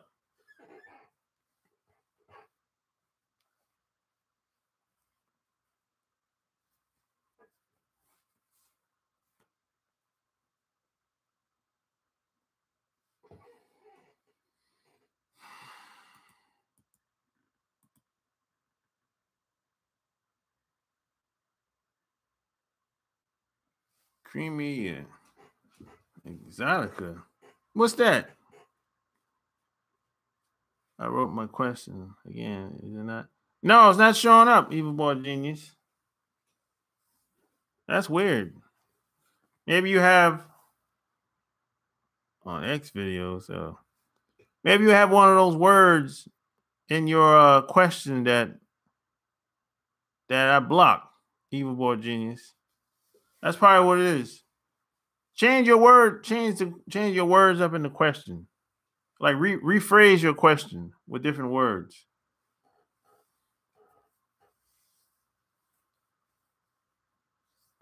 Oh, you got some what? You got some homemade porn, Apple Mac?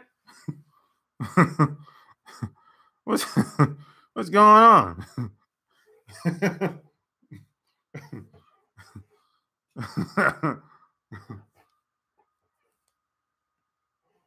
Got some homemade porn.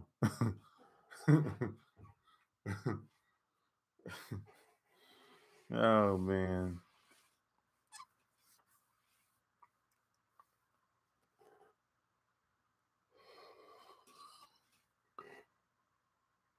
Hot video chick called Premium Exotic. Oh, I never heard of her. What's so hot about her? She's a new chick or what?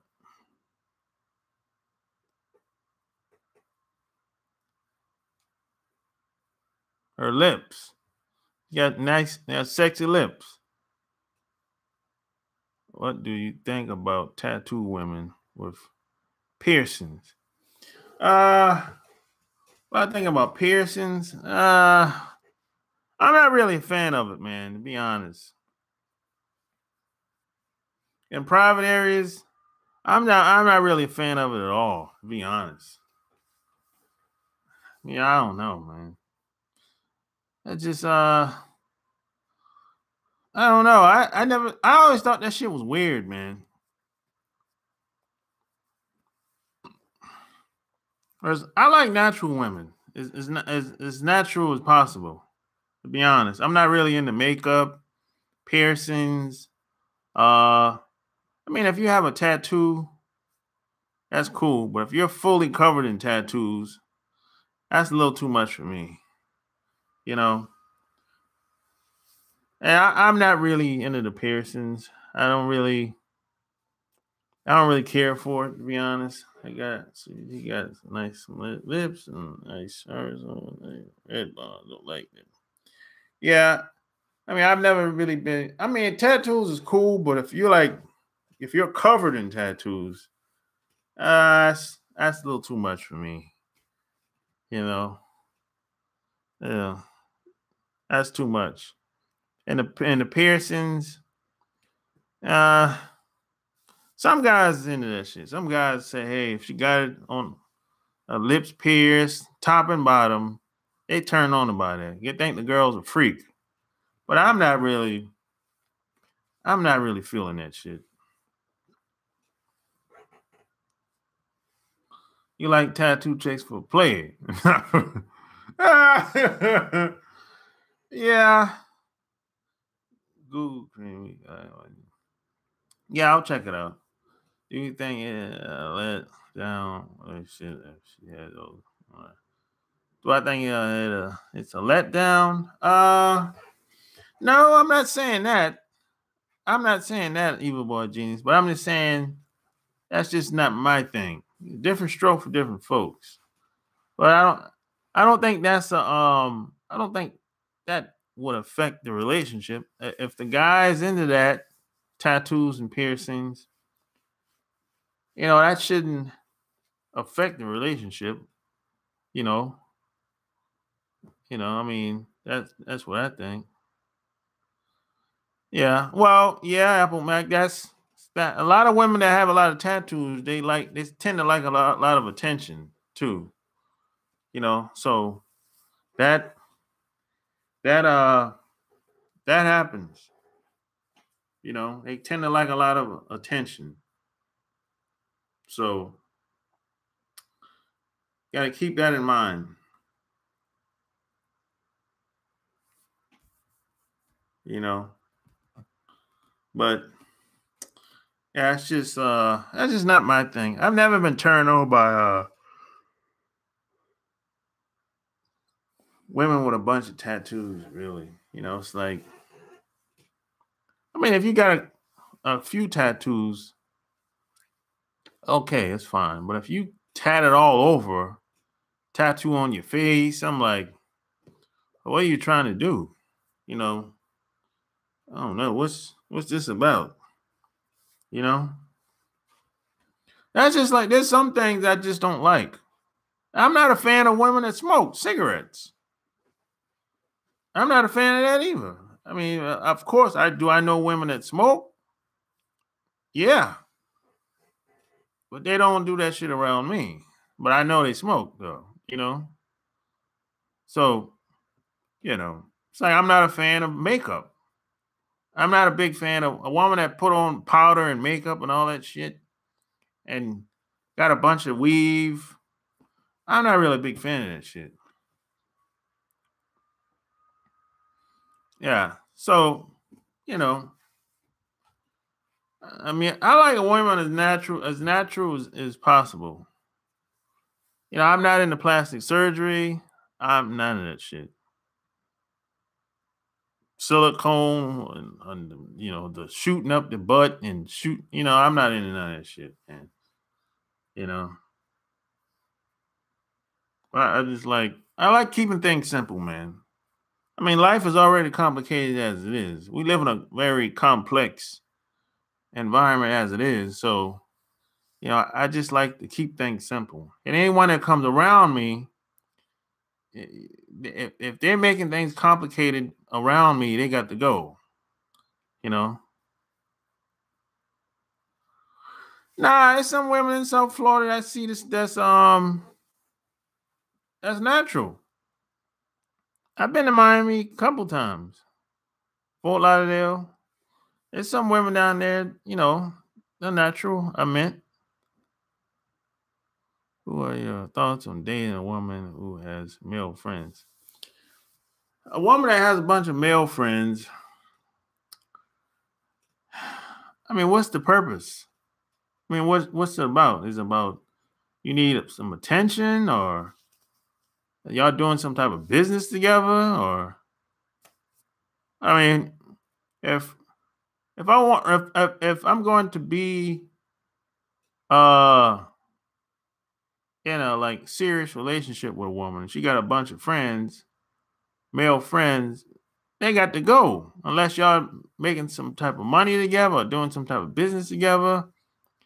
But if they're just around just so you can feel good about yourself and your attention whoring or whatever, I don't got time for all that. I mean, I would be like, what's the purpose of having all these guy friends? I mean, most of the time, most women don't know where they stand with these guys anyway. So it's like, it's just a waste of time. I don't like them either. I think the man and the woman should complement each other. Yeah, no doubt about it. You selfish, you don't want to smoke cigarettes, but you don't mind her smoking the pipe. That pipe. I don't.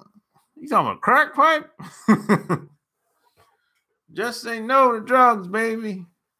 Yeah, children and foreigners. Yeah, children and foreigners. What you talking about, Zoe? Children and foreigners, what?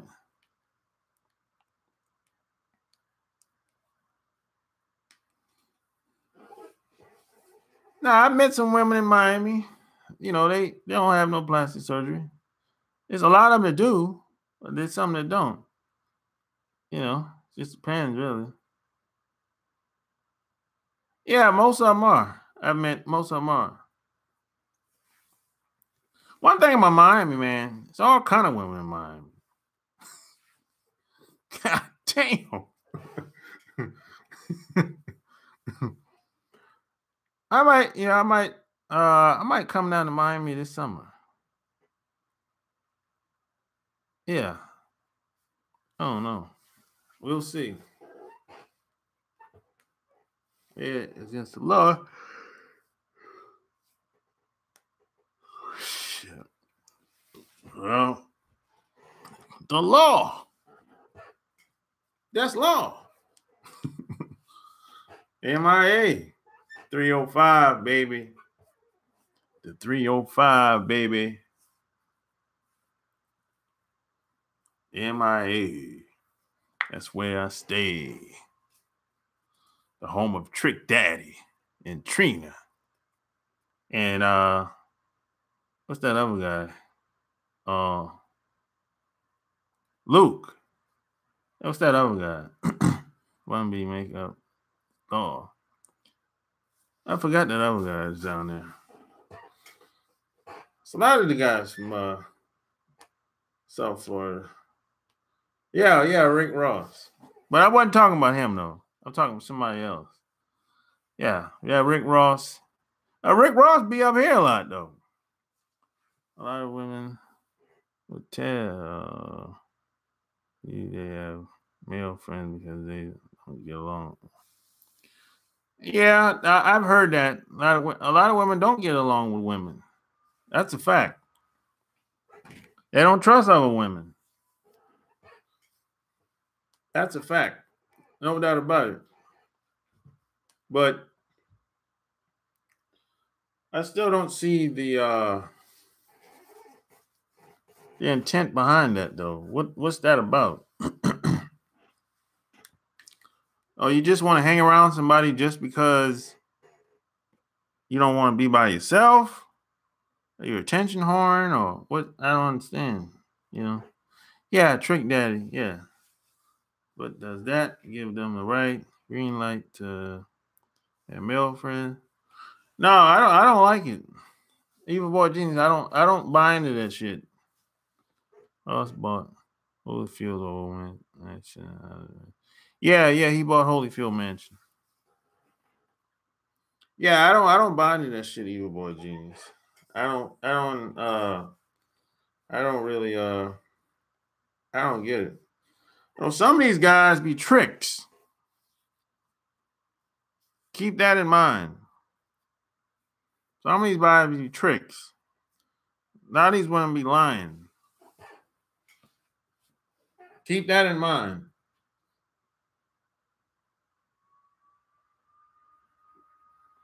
Oh, is it? I didn't know you stay close there.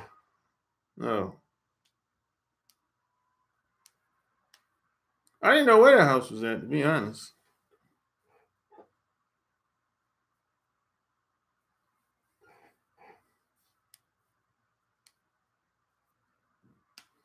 Yeah, I didn't know where the house was at. But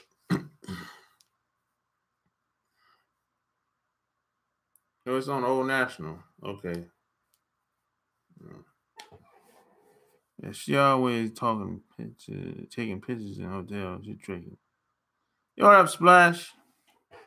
If she's always taking pictures in the hotel, she's tricking. Not necessarily, though. She don't gotta take no pictures and still be tricking. But yeah, I understand where you're coming from with that. I'm from Miami, but Miami's dead right now. Miami's dead? What happened?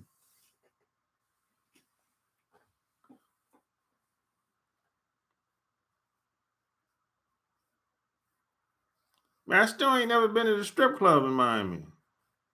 Oh, it's dry. I haven't been to the strip club yet. The King of Diamonds. King of Diamonds, baby. Evil Boy Genius, you been there yet? You been there or you go there frequently or what? I just want to go there and see how it is, man. I heard it's expensive though. I heard about it. I heard it's very expensive. Just like here in Atlanta.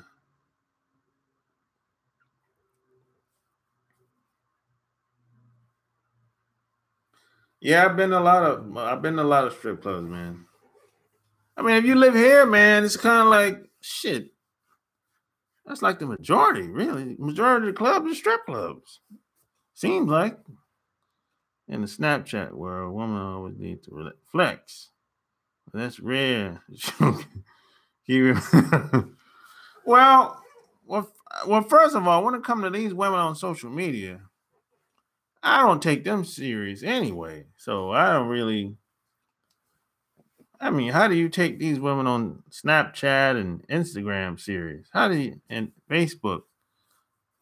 Look, I'm not. I would never settle down with none of these women. Pump and dump. If you're gonna take it there, I like the hood strip clubs. They better or they're cheaper. hey, Apple Mac, you ever been to the Gold Rush? I like the Gold Rush. Gold Rush is cheap. I went to KOD back $60 park and realized 200 ain't shit in the big strip club. Oh, $60 the park? God damn. That is expensive. At the Onyx here, you gotta pay what, $20 to park. So that's more expensive there than here. It's $20 to park. They get you $20 to park and about $20 to get in. Some of these women out here living double life. Yeah, a lot of them out there living double life. No, but I know about it. Oh, you never been to the Gold Rush? Yeah, the Gold Rush is all right, man. They got I said the Onyx got the best girls, then the Gold Rush, then Magic City. Now some people say Strokers got good girls too, but I ain't never been to Strokers, so I don't know.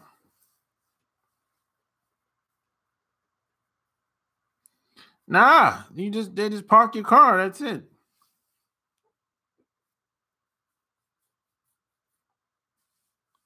Like Starbucks, but I rather support black. Ain't for a pump. I, I hear you, Jay. Shout out to Jay.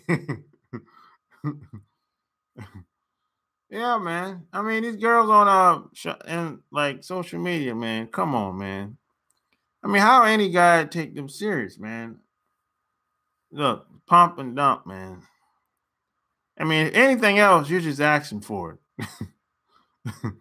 It's a long story. Boosie just got out and was performing.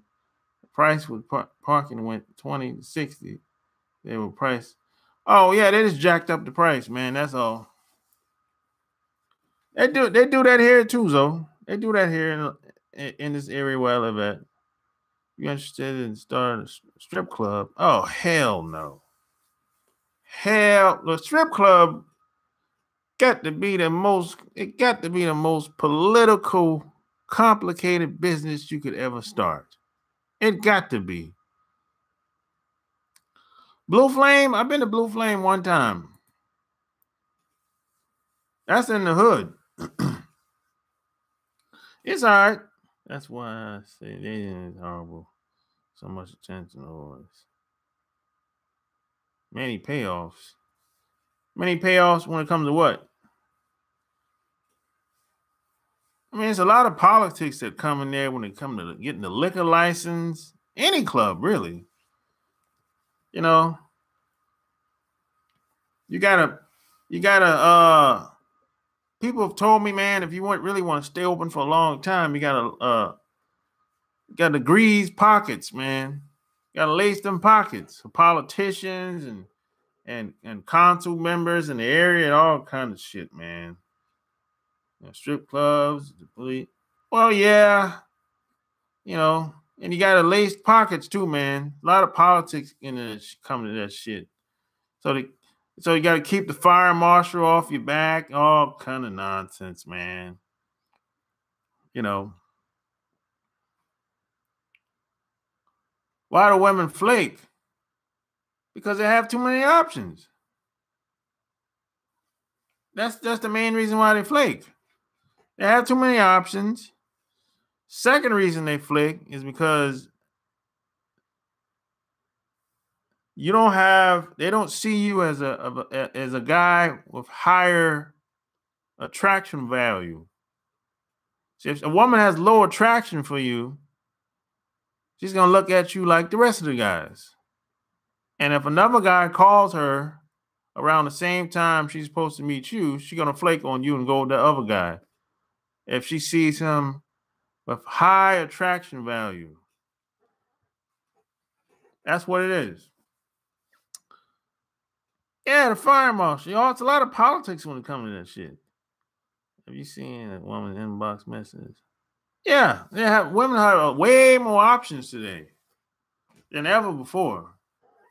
So if a woman if she's into you, if she's very attracted to you, shit, you're way ahead of the pack. If a woman, let me tell you something, man. This is real talk. If a woman is really attracted to you, especially if she's lusting for you, you call her right now and say, "Hey, what you doing?" She said, "Oh, I'm not much." I said, "Hey, I caught you at a bad time." No. Even if you caught her at a bad time, she ain't gonna admit to it. And I'll be like, "Oh, okay. So since you're not doing anything, hey, why don't you meet me at the bar down the street?" If she can make it, if she don't have no kids or to take care of or any type of business or anything dealing with the family, if she can make it, she gonna come and see your ass. She gonna meet you out there. You know, that's what it is.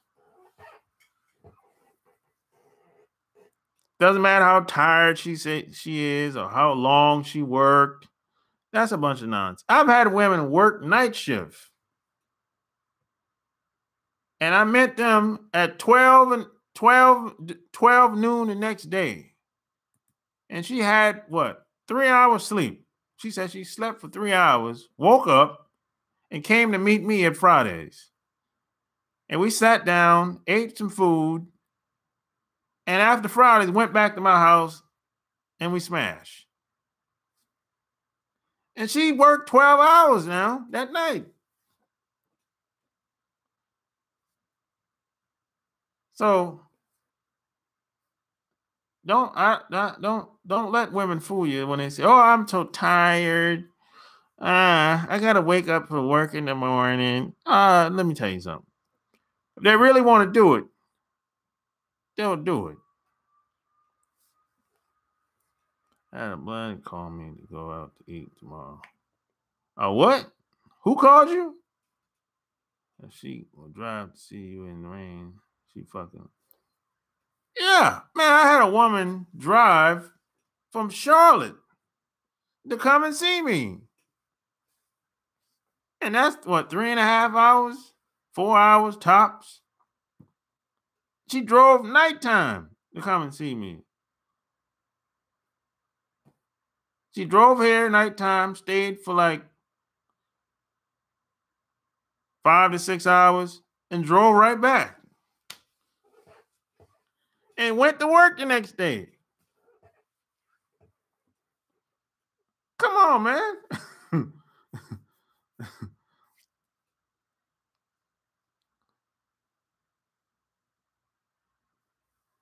Yeah. I know, but I meant to say that ironically, I'm confused as to why I've been in a drought. I've been hauling ass and working hard to improve myself, but I get less results than what I wasn't doing. Hey man, you need to go get my book, bro. Both of them. You need to go get it, bro. The questions you're asking is like, if you read my shit, you won't have to ask any of these questions no more. I'm not bullshit. You need to go get it now. ASAP. Women never stay in jobs long. Oh, shit. The hell they don't. Women work the hell out of these jobs. He couldn't even let her get a nap. Yeah, I did let her get a nap. I put her to sleep. I put her to sleep. I let her get a nap. She woke up on her own. I put her to sleep, man. I don't play around. Yes, sir. I don't play around.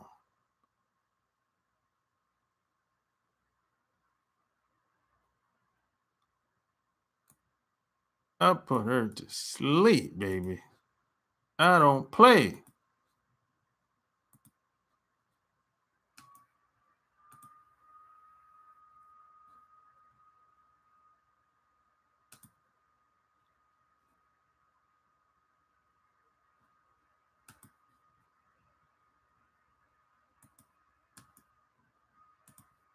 You need to go get that. Go get it. Don't cheat yourself. Treat yourself.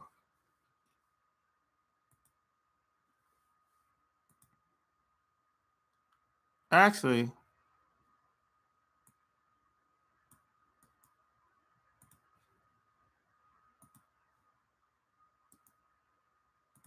that's better. I don't trust women with roommates. She can lie and say he was never here for a roommate. I mean, well, if you don't trust women with roommates, okay. That's a woman this side. Pump and dump. Too risky.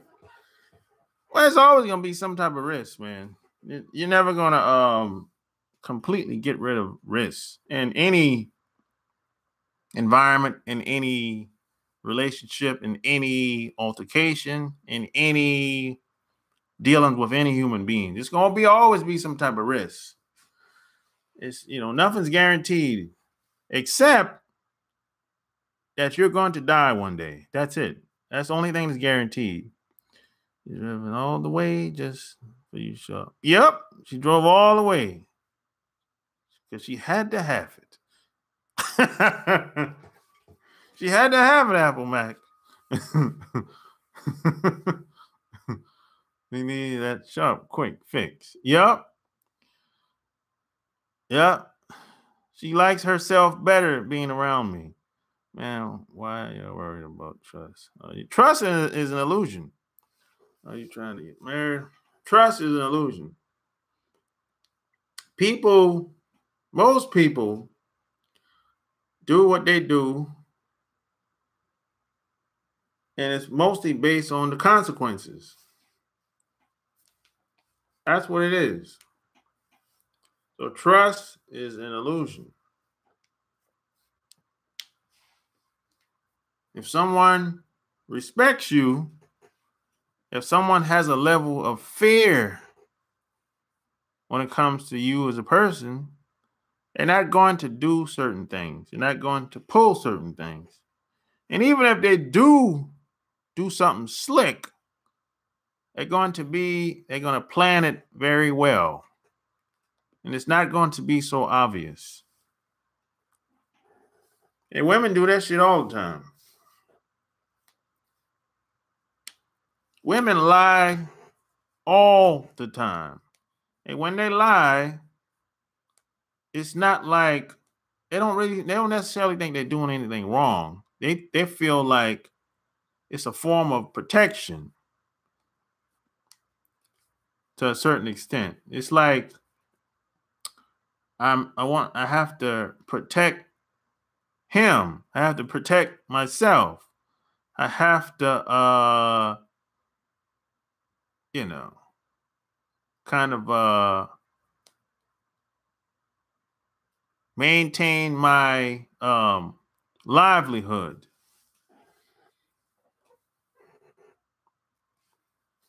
Yeah, maintain your livelihood. I just said that though. They want to keep what they want.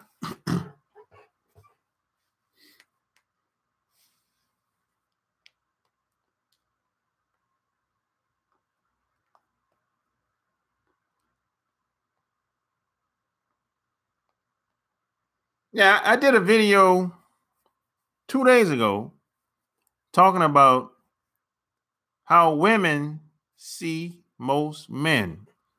It's on Patreon. I think every man need to check that video out. Because what I talked about in that video, I've never heard anyone talked about. Ever. You seen the movie Bronx Tale? Nah, I heard about it though. I haven't seen it. What's it about?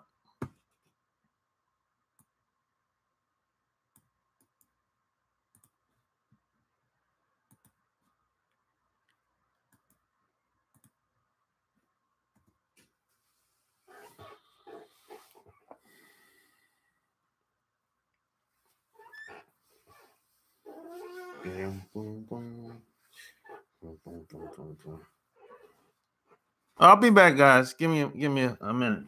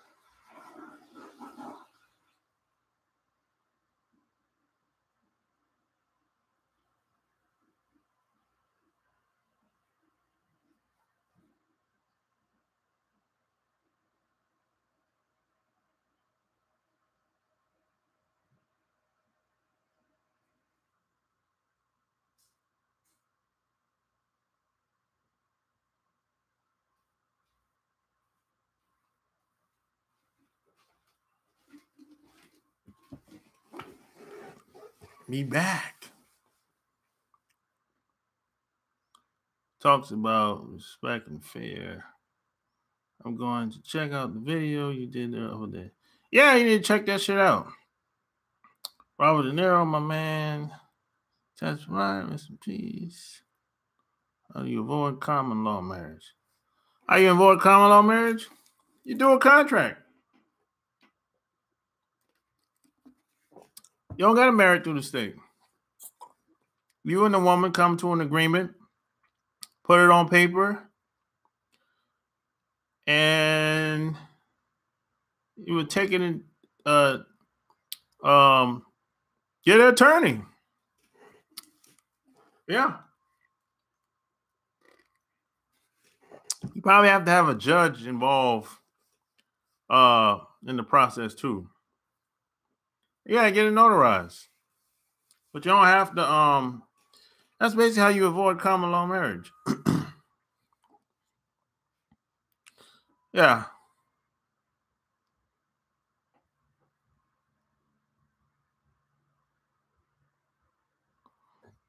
Yeah, it did.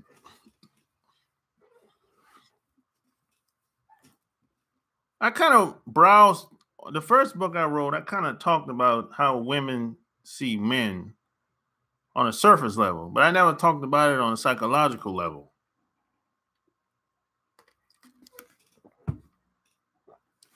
I think that video is gonna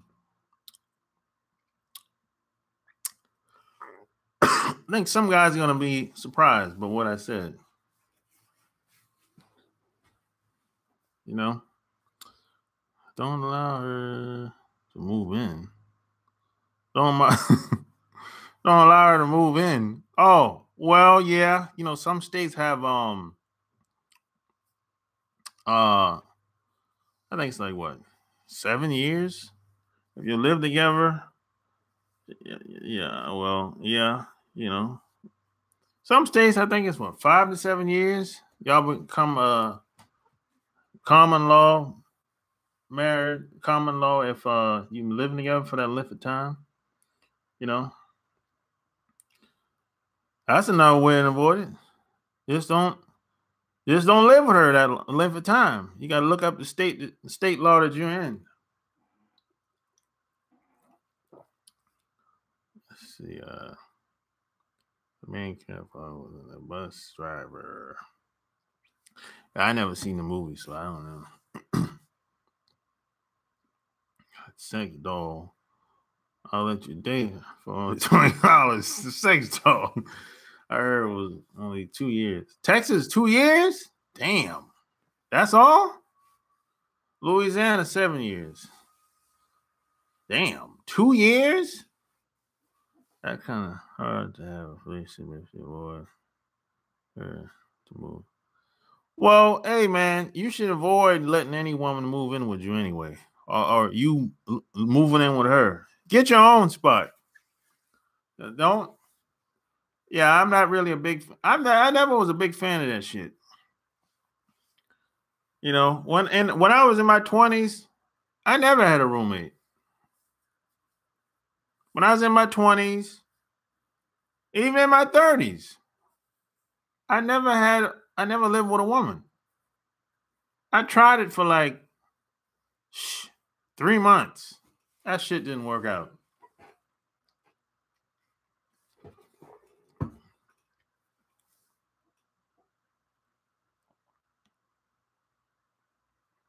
Well, what's Florida common law marriage?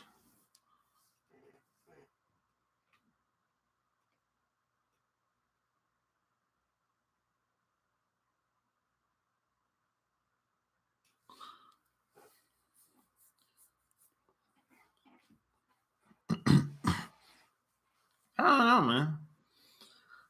You right about that. That happens, you know. But then you got some women that will Mac that once they get all into you and get close to you, they like being around you all the time.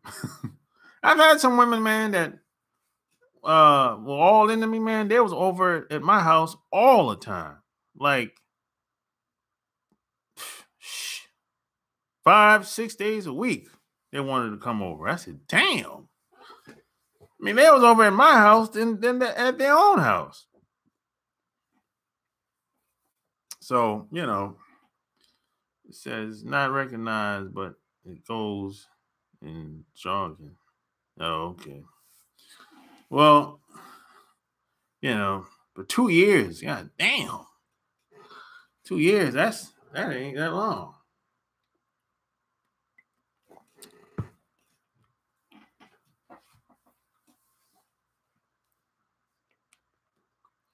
Yeah, but you know, that's why you gotta get your money up, man. Get your money up, man. You know, you don't gotta, you know, you'd be like, hey, you can't come in here. Can't pull. A lot of women be like, "Hey, we can share the bills together. We can save money." And like, nah, it's all right. I got it. Girl was dating Callie, who was a hooker, tried to move in with me. Well, maybe she's looking to save some money, Apple Mac. I'm like, oh yeah, you didn't know. She was trying to save some money. Cost of living is expensive out there, man. It's high. The cost of living high out there. There's a lot of women in California, especially in the LA area, that's on somebody's couch. She might be bad too, boy, but she's on somebody's couch. So that happens. Yeah, hotel's expensive.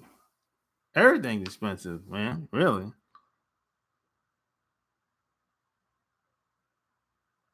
You talking if I have my own home and she's living in an apartment. What about it? What about it, though? I mean, if you got your own spot, she got her own spot. It's all good.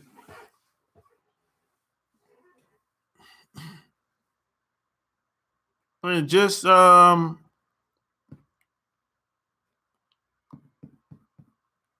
there's no problem with that, though. If you got your own spot, she got her own spot. You know, it don't really matter. Just don't let her start bringing her clothes over there. Don't let her start bringing her clothes over there. Her clothes and shoes. Don't let her start leaving shit over there, like boatloads of clothes. You know.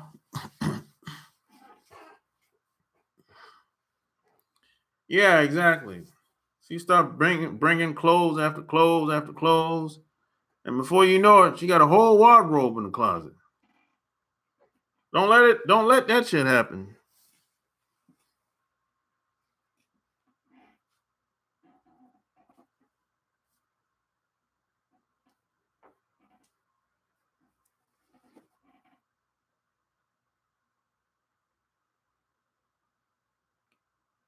Well, let her move on. Shit. Shit.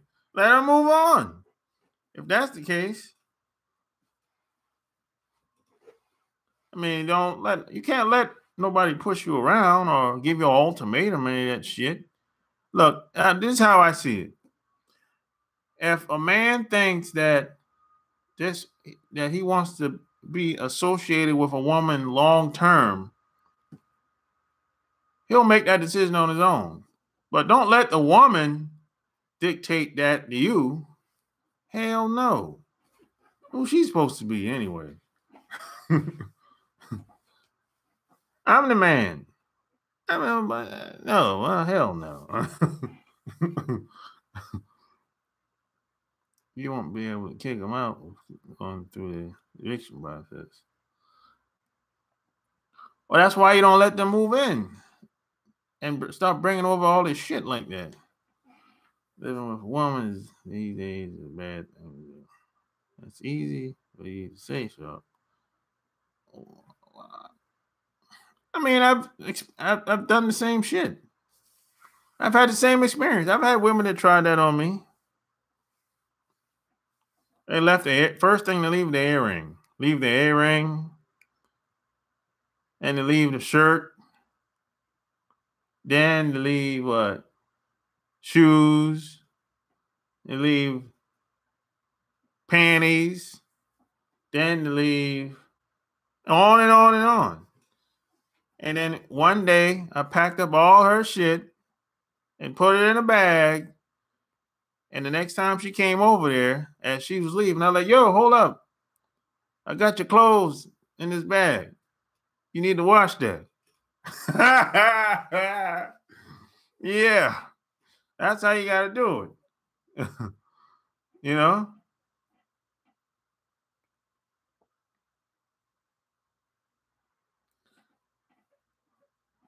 if she's the one, she ain't gonna. You're not gonna have to worry about her giving you no ultimatums or any of that shit. She's gonna play her position.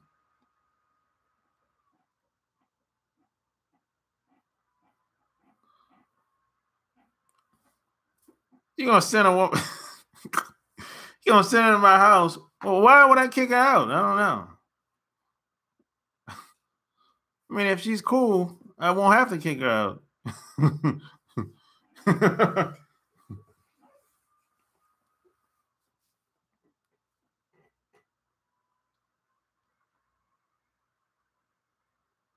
But she can come over. She can come. She can visit, but she can't move in. You did.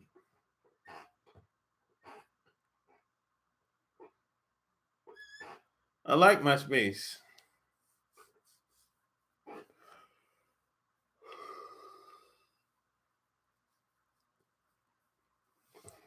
Or come on, man, in Atlanta. 3 days? I don't even know what it is here, Zoe. I don't know. Apple Mac, what is it here in Atlanta area? I don't know what common law marriage is here. They got some crazy laws around here, man. I'm telling you. Backwards. Yeah, the laws here, man, are so biased. It seems like the whole shit is a setup. It's set up to generate money. That's what the laws here. That's what it seemed like. A month later, she will still be there. And I'm gonna say what happened, so you're gonna say it, man. I don't know. Shit. You know what, Apple Mac? I've met two, 3 women that tried that shit on me, man. They said the first time it happened, man, this chick gave me a sob story. She started saying she didn't have nowhere to go, and because she got in a fight with her sister. That's what it was. I worked with this chick. I actually worked with her, and she said she got in a fight with her sister. Her sister kicked her out, and they were from what 5-6 hours away out of state, some shit like that. She said she ain't had no place to go. So she was wondering, could I stay with her? And she caught me off guard. She caught me at work. And I was like, so I said, yo, how many days you need? I mean, I like the girl, but yo, man, I wasn't really feeling that shit. So she stayed with me for like, she said she needed to stay with me for like overnight. One day turned into 3 days. 3 days turned into 2 weeks. It turned to 2 weeks, man. So she was trying to her whole game was she wanted to break me off some so that would give her more time to stay with me. And I was like, yo, you know, yeah. this ain't gonna work. I got her ass up out of there.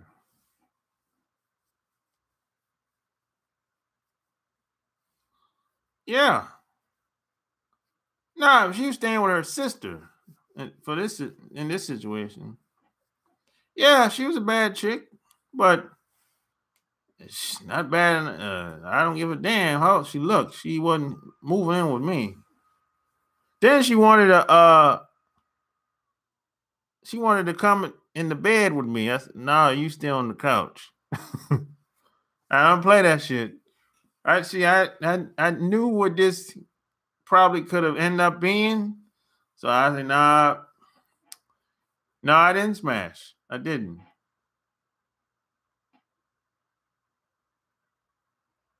I didn't smash.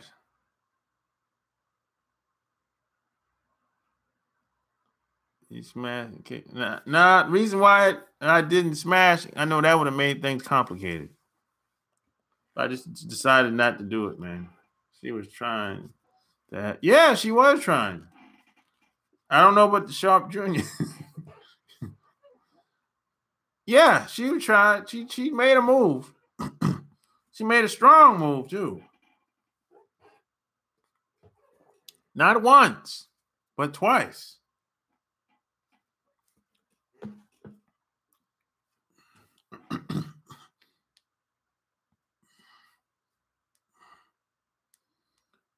Yeah, basically I said no. Man, I didn't turn down a lot of women. Y'all never turned down no sex before? I didn't turn down a lot of women, man. She grabbed a package. No, she didn't grab the package. She grabbed me from behind though.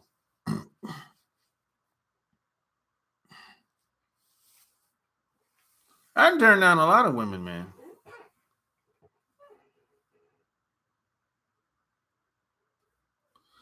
Well, when it come to cooking, hey man, shit, a lot of these women are nasty. So, you know, I don't eat anybody's cooking.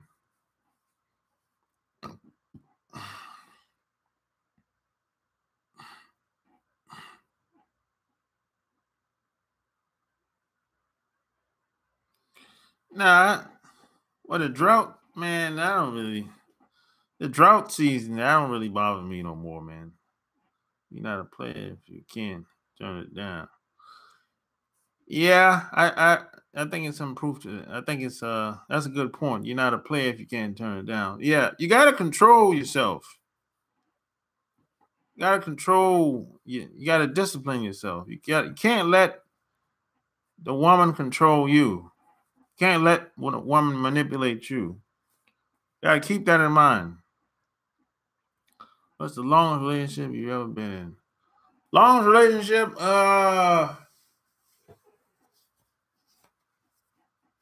3 years. 3, 4 years. That's the longest relationship I've been in with one person. One at a time. Hell no, I'm from New Orleans.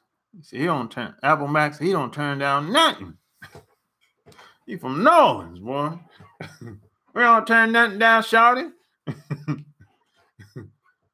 Nah, Waldy. Nah, Waldy. Yeah, I know how to cook and clean. I know how to cook. And my parents taught me how to. My mom and my grandmother taught me how to cook and clean at a young age, as a teenager. Nah, Baldy, don't turn nothing down. That comes with experience and age.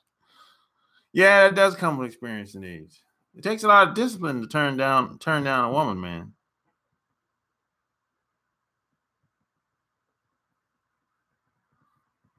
Yeah, I value my time too, man.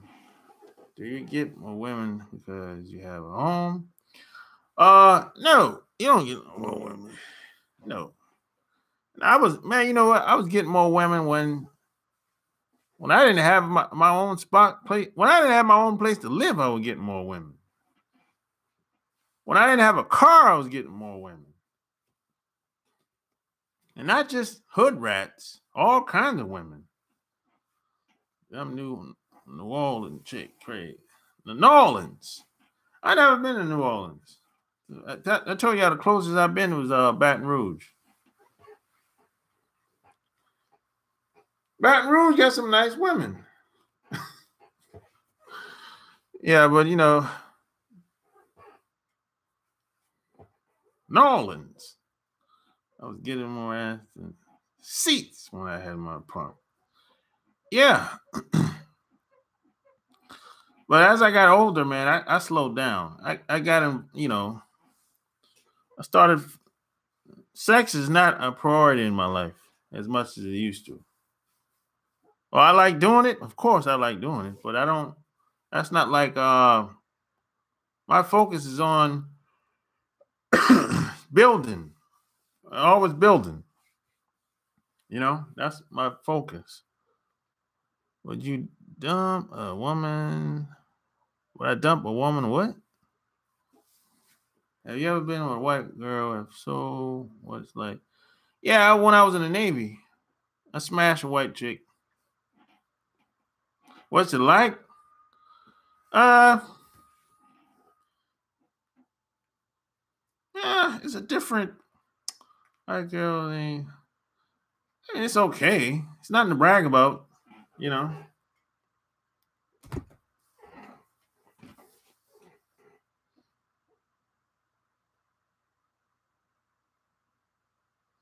Yeah, the older you get, man, sex is not that.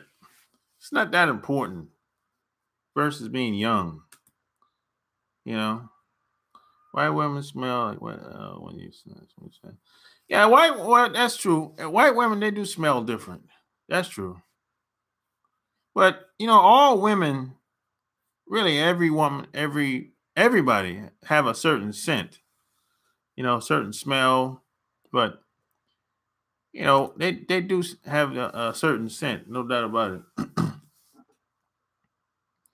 I don't know who's pregnant of you because she don't respect you, acting all crazy. Would I dump a woman that's pregnant for me? I just like white girl head. Yeah. Well, they might be the best when it comes to the head. That's what I was told. That hasn't been my experience, but that's what I was told. Well, if I dump a woman that was pregnant for me, uh,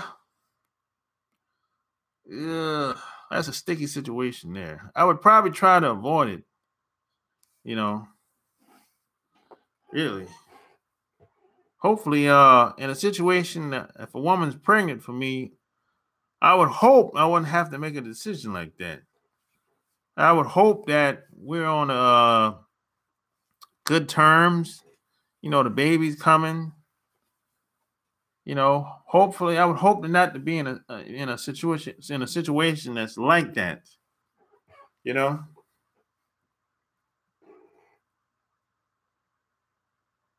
Hope not.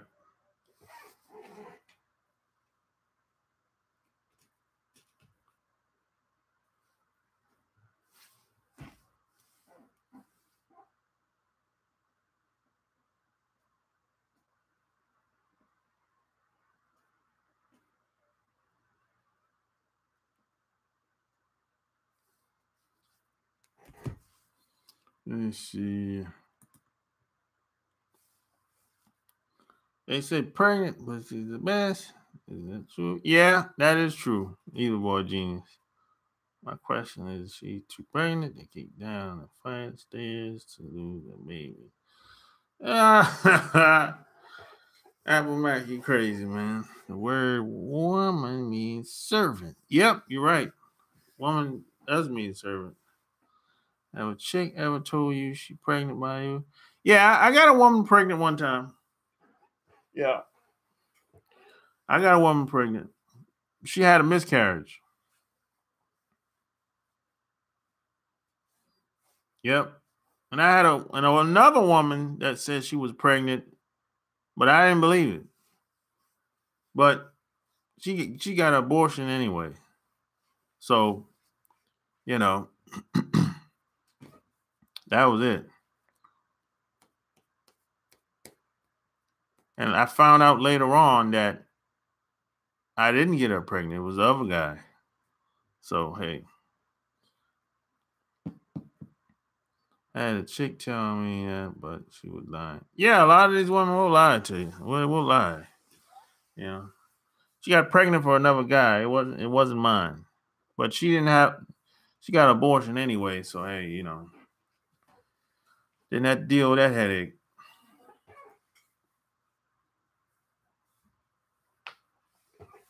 She wasn't the ideal. She wouldn't be the ideal mother for a child. I would say that. And I learned a very valuable lesson from that situation. That never happened again. Ever since that time, I've never laid down with a woman uh, that I couldn't see her being a motherly figure. you know. Yeah, that happened 15 years ago. That chick tell me, you ain't got one of those strippers, Benet. No, I never smashed a stripper. I don't do strippers at all. Not at all. Never have, never will. Nope.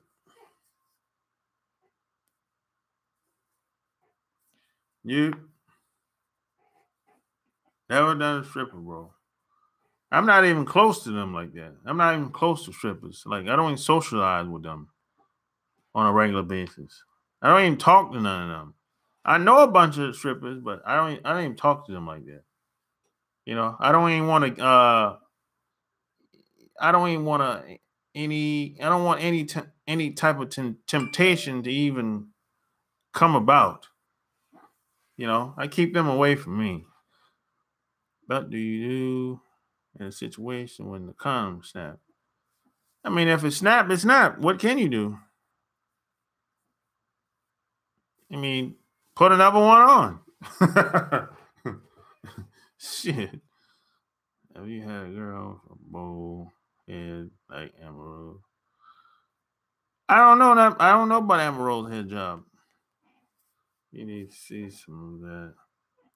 Ever down here and maybe playing B pill.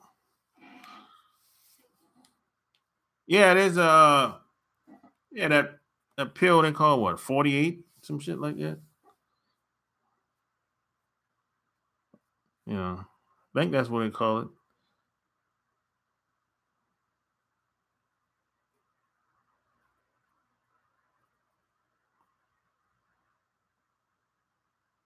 Do I test? I probably would, depending on who it was. You know,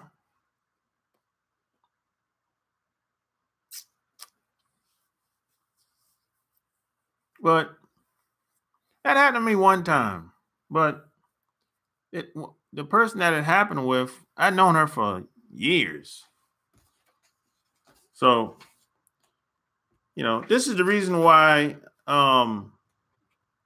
you gotta watch the company that you keep. You gotta be aware of who you laying down with. You know, so I don't really have to worry about that type of shit. I don't that stuff doesn't bother me. I'm not paranoid like that. What if the condom pop? I mean, if the condom pop, what's gonna happen? She might have some type of disease. I don't really gotta worry about that shit because most of the women I lay down with, I've known them for a long time. So I know how to get down.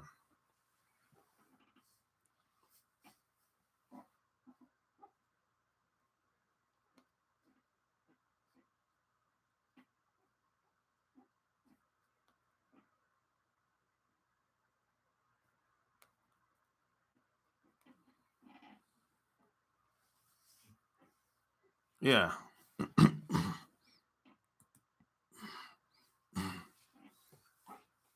Yeah, I've never had anything in my life. I've never had any diseases at all. Any STDs, no diseases, period. So, you know, I never really have, you know, I'm just consistently been with the same women over the past 15 years, basically. Now, every once in a while, I might bring somebody new on the team, but it's very rare. I should have AIDS. Pop. I've had a lot of sex with a lot of women too. Apple Mac. That's when I was younger. I did.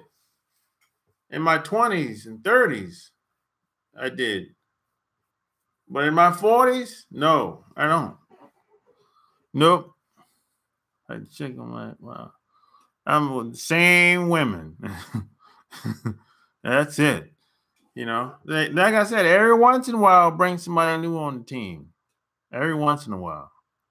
But even still, then, by the time I lay down with this woman, I already know what I need to know. I already know how she get down. You know, so it's not like they don't deal with other men. Most of the time, I do know they deal with other men. I do know. I do know they deal with other men. But I know they're selective. They're not gonna lay down with every guy. You know, I don't expect her to be with just only me. I'm not looking for that type of relationship. But at least I know she's selective. I mean, at least I know she has standards. Some type of standards. Damn, I mean, something. I know a lot of women don't have standards now, but at least something. At least she's selective. At least she ain't gonna lay down with every goddamn guy she meets. Damn. Come on. You know? Shit. And I had one thing when I was young. I was scared. Shit. My boy was laughing at me. Got a team of girls. You got a favorite player. Yeah, I do have a favorite player. You're right about that. Yeah, I want her on the side because I don't want her in my face all the time. Yep.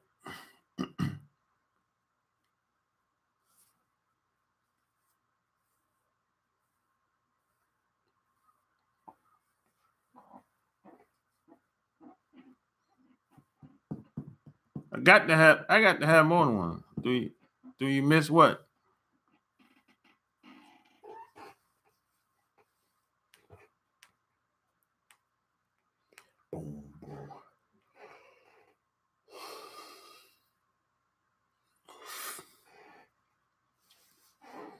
Do you kiss the woman you deal with? Yeah. Are you dated a fat chick? Nah, I never. I don't. No, I don't like fat. I don't like fat women. No.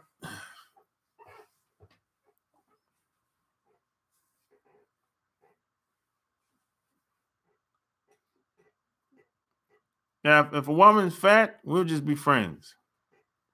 That's it. Well, but ain't nothing going down. that's a, that's how I handle that. I don't like a woman with a big stomach either. Big stomach, or I mean, if she's gonna be overweight, she has to be proportionate.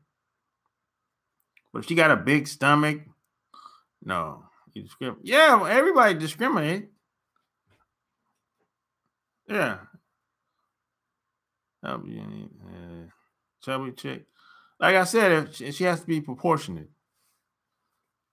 Now, here's my rule, my philosophy. If her stomach is bigger than her ass, that ain't right. That's you know, I can't deal with that. The butt got to be bigger than the stomach. Come on now.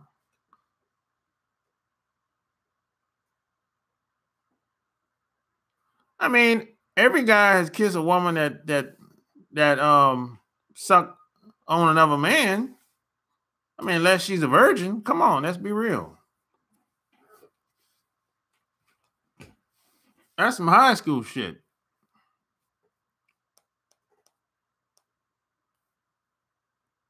Unless you the first guy she ever slept with. Come on. That's some high school shit.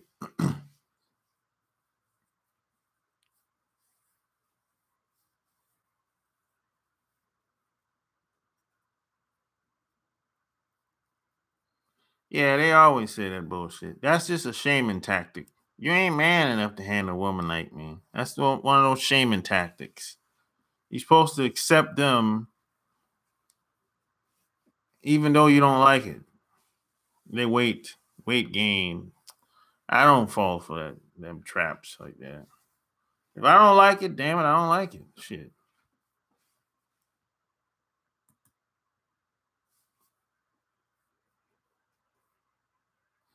Sex with fat girls ain't easy. Shit, I never done it, so I don't know.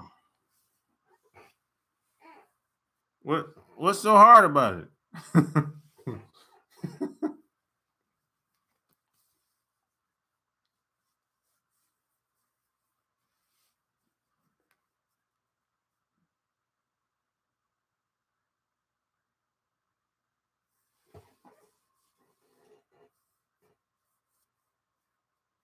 When she on top, I wouldn't let her get on top of me.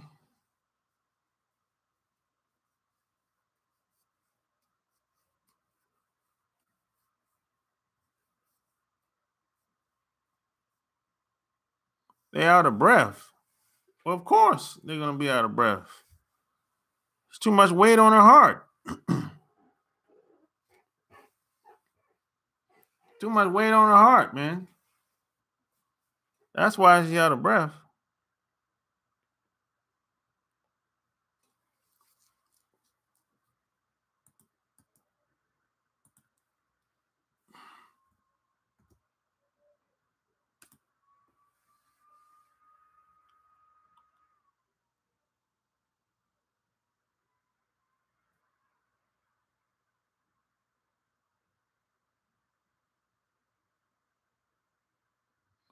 Well,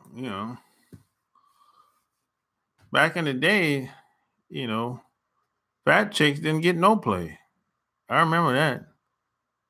Today, it's not like that. Things have changed today. Guys uh guys today accept women when it comes to anything.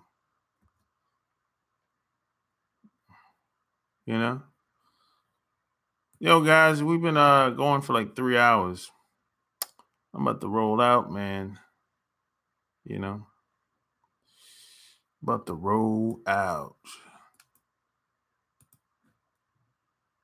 So hey, man, just check out my website, chooseyourrelationships.com. Give me a thumbs up. Share this video. Go to my Patreon. They ain't giving it. They just trying to get something. I don't know. Check out my Patreon. Check out my books.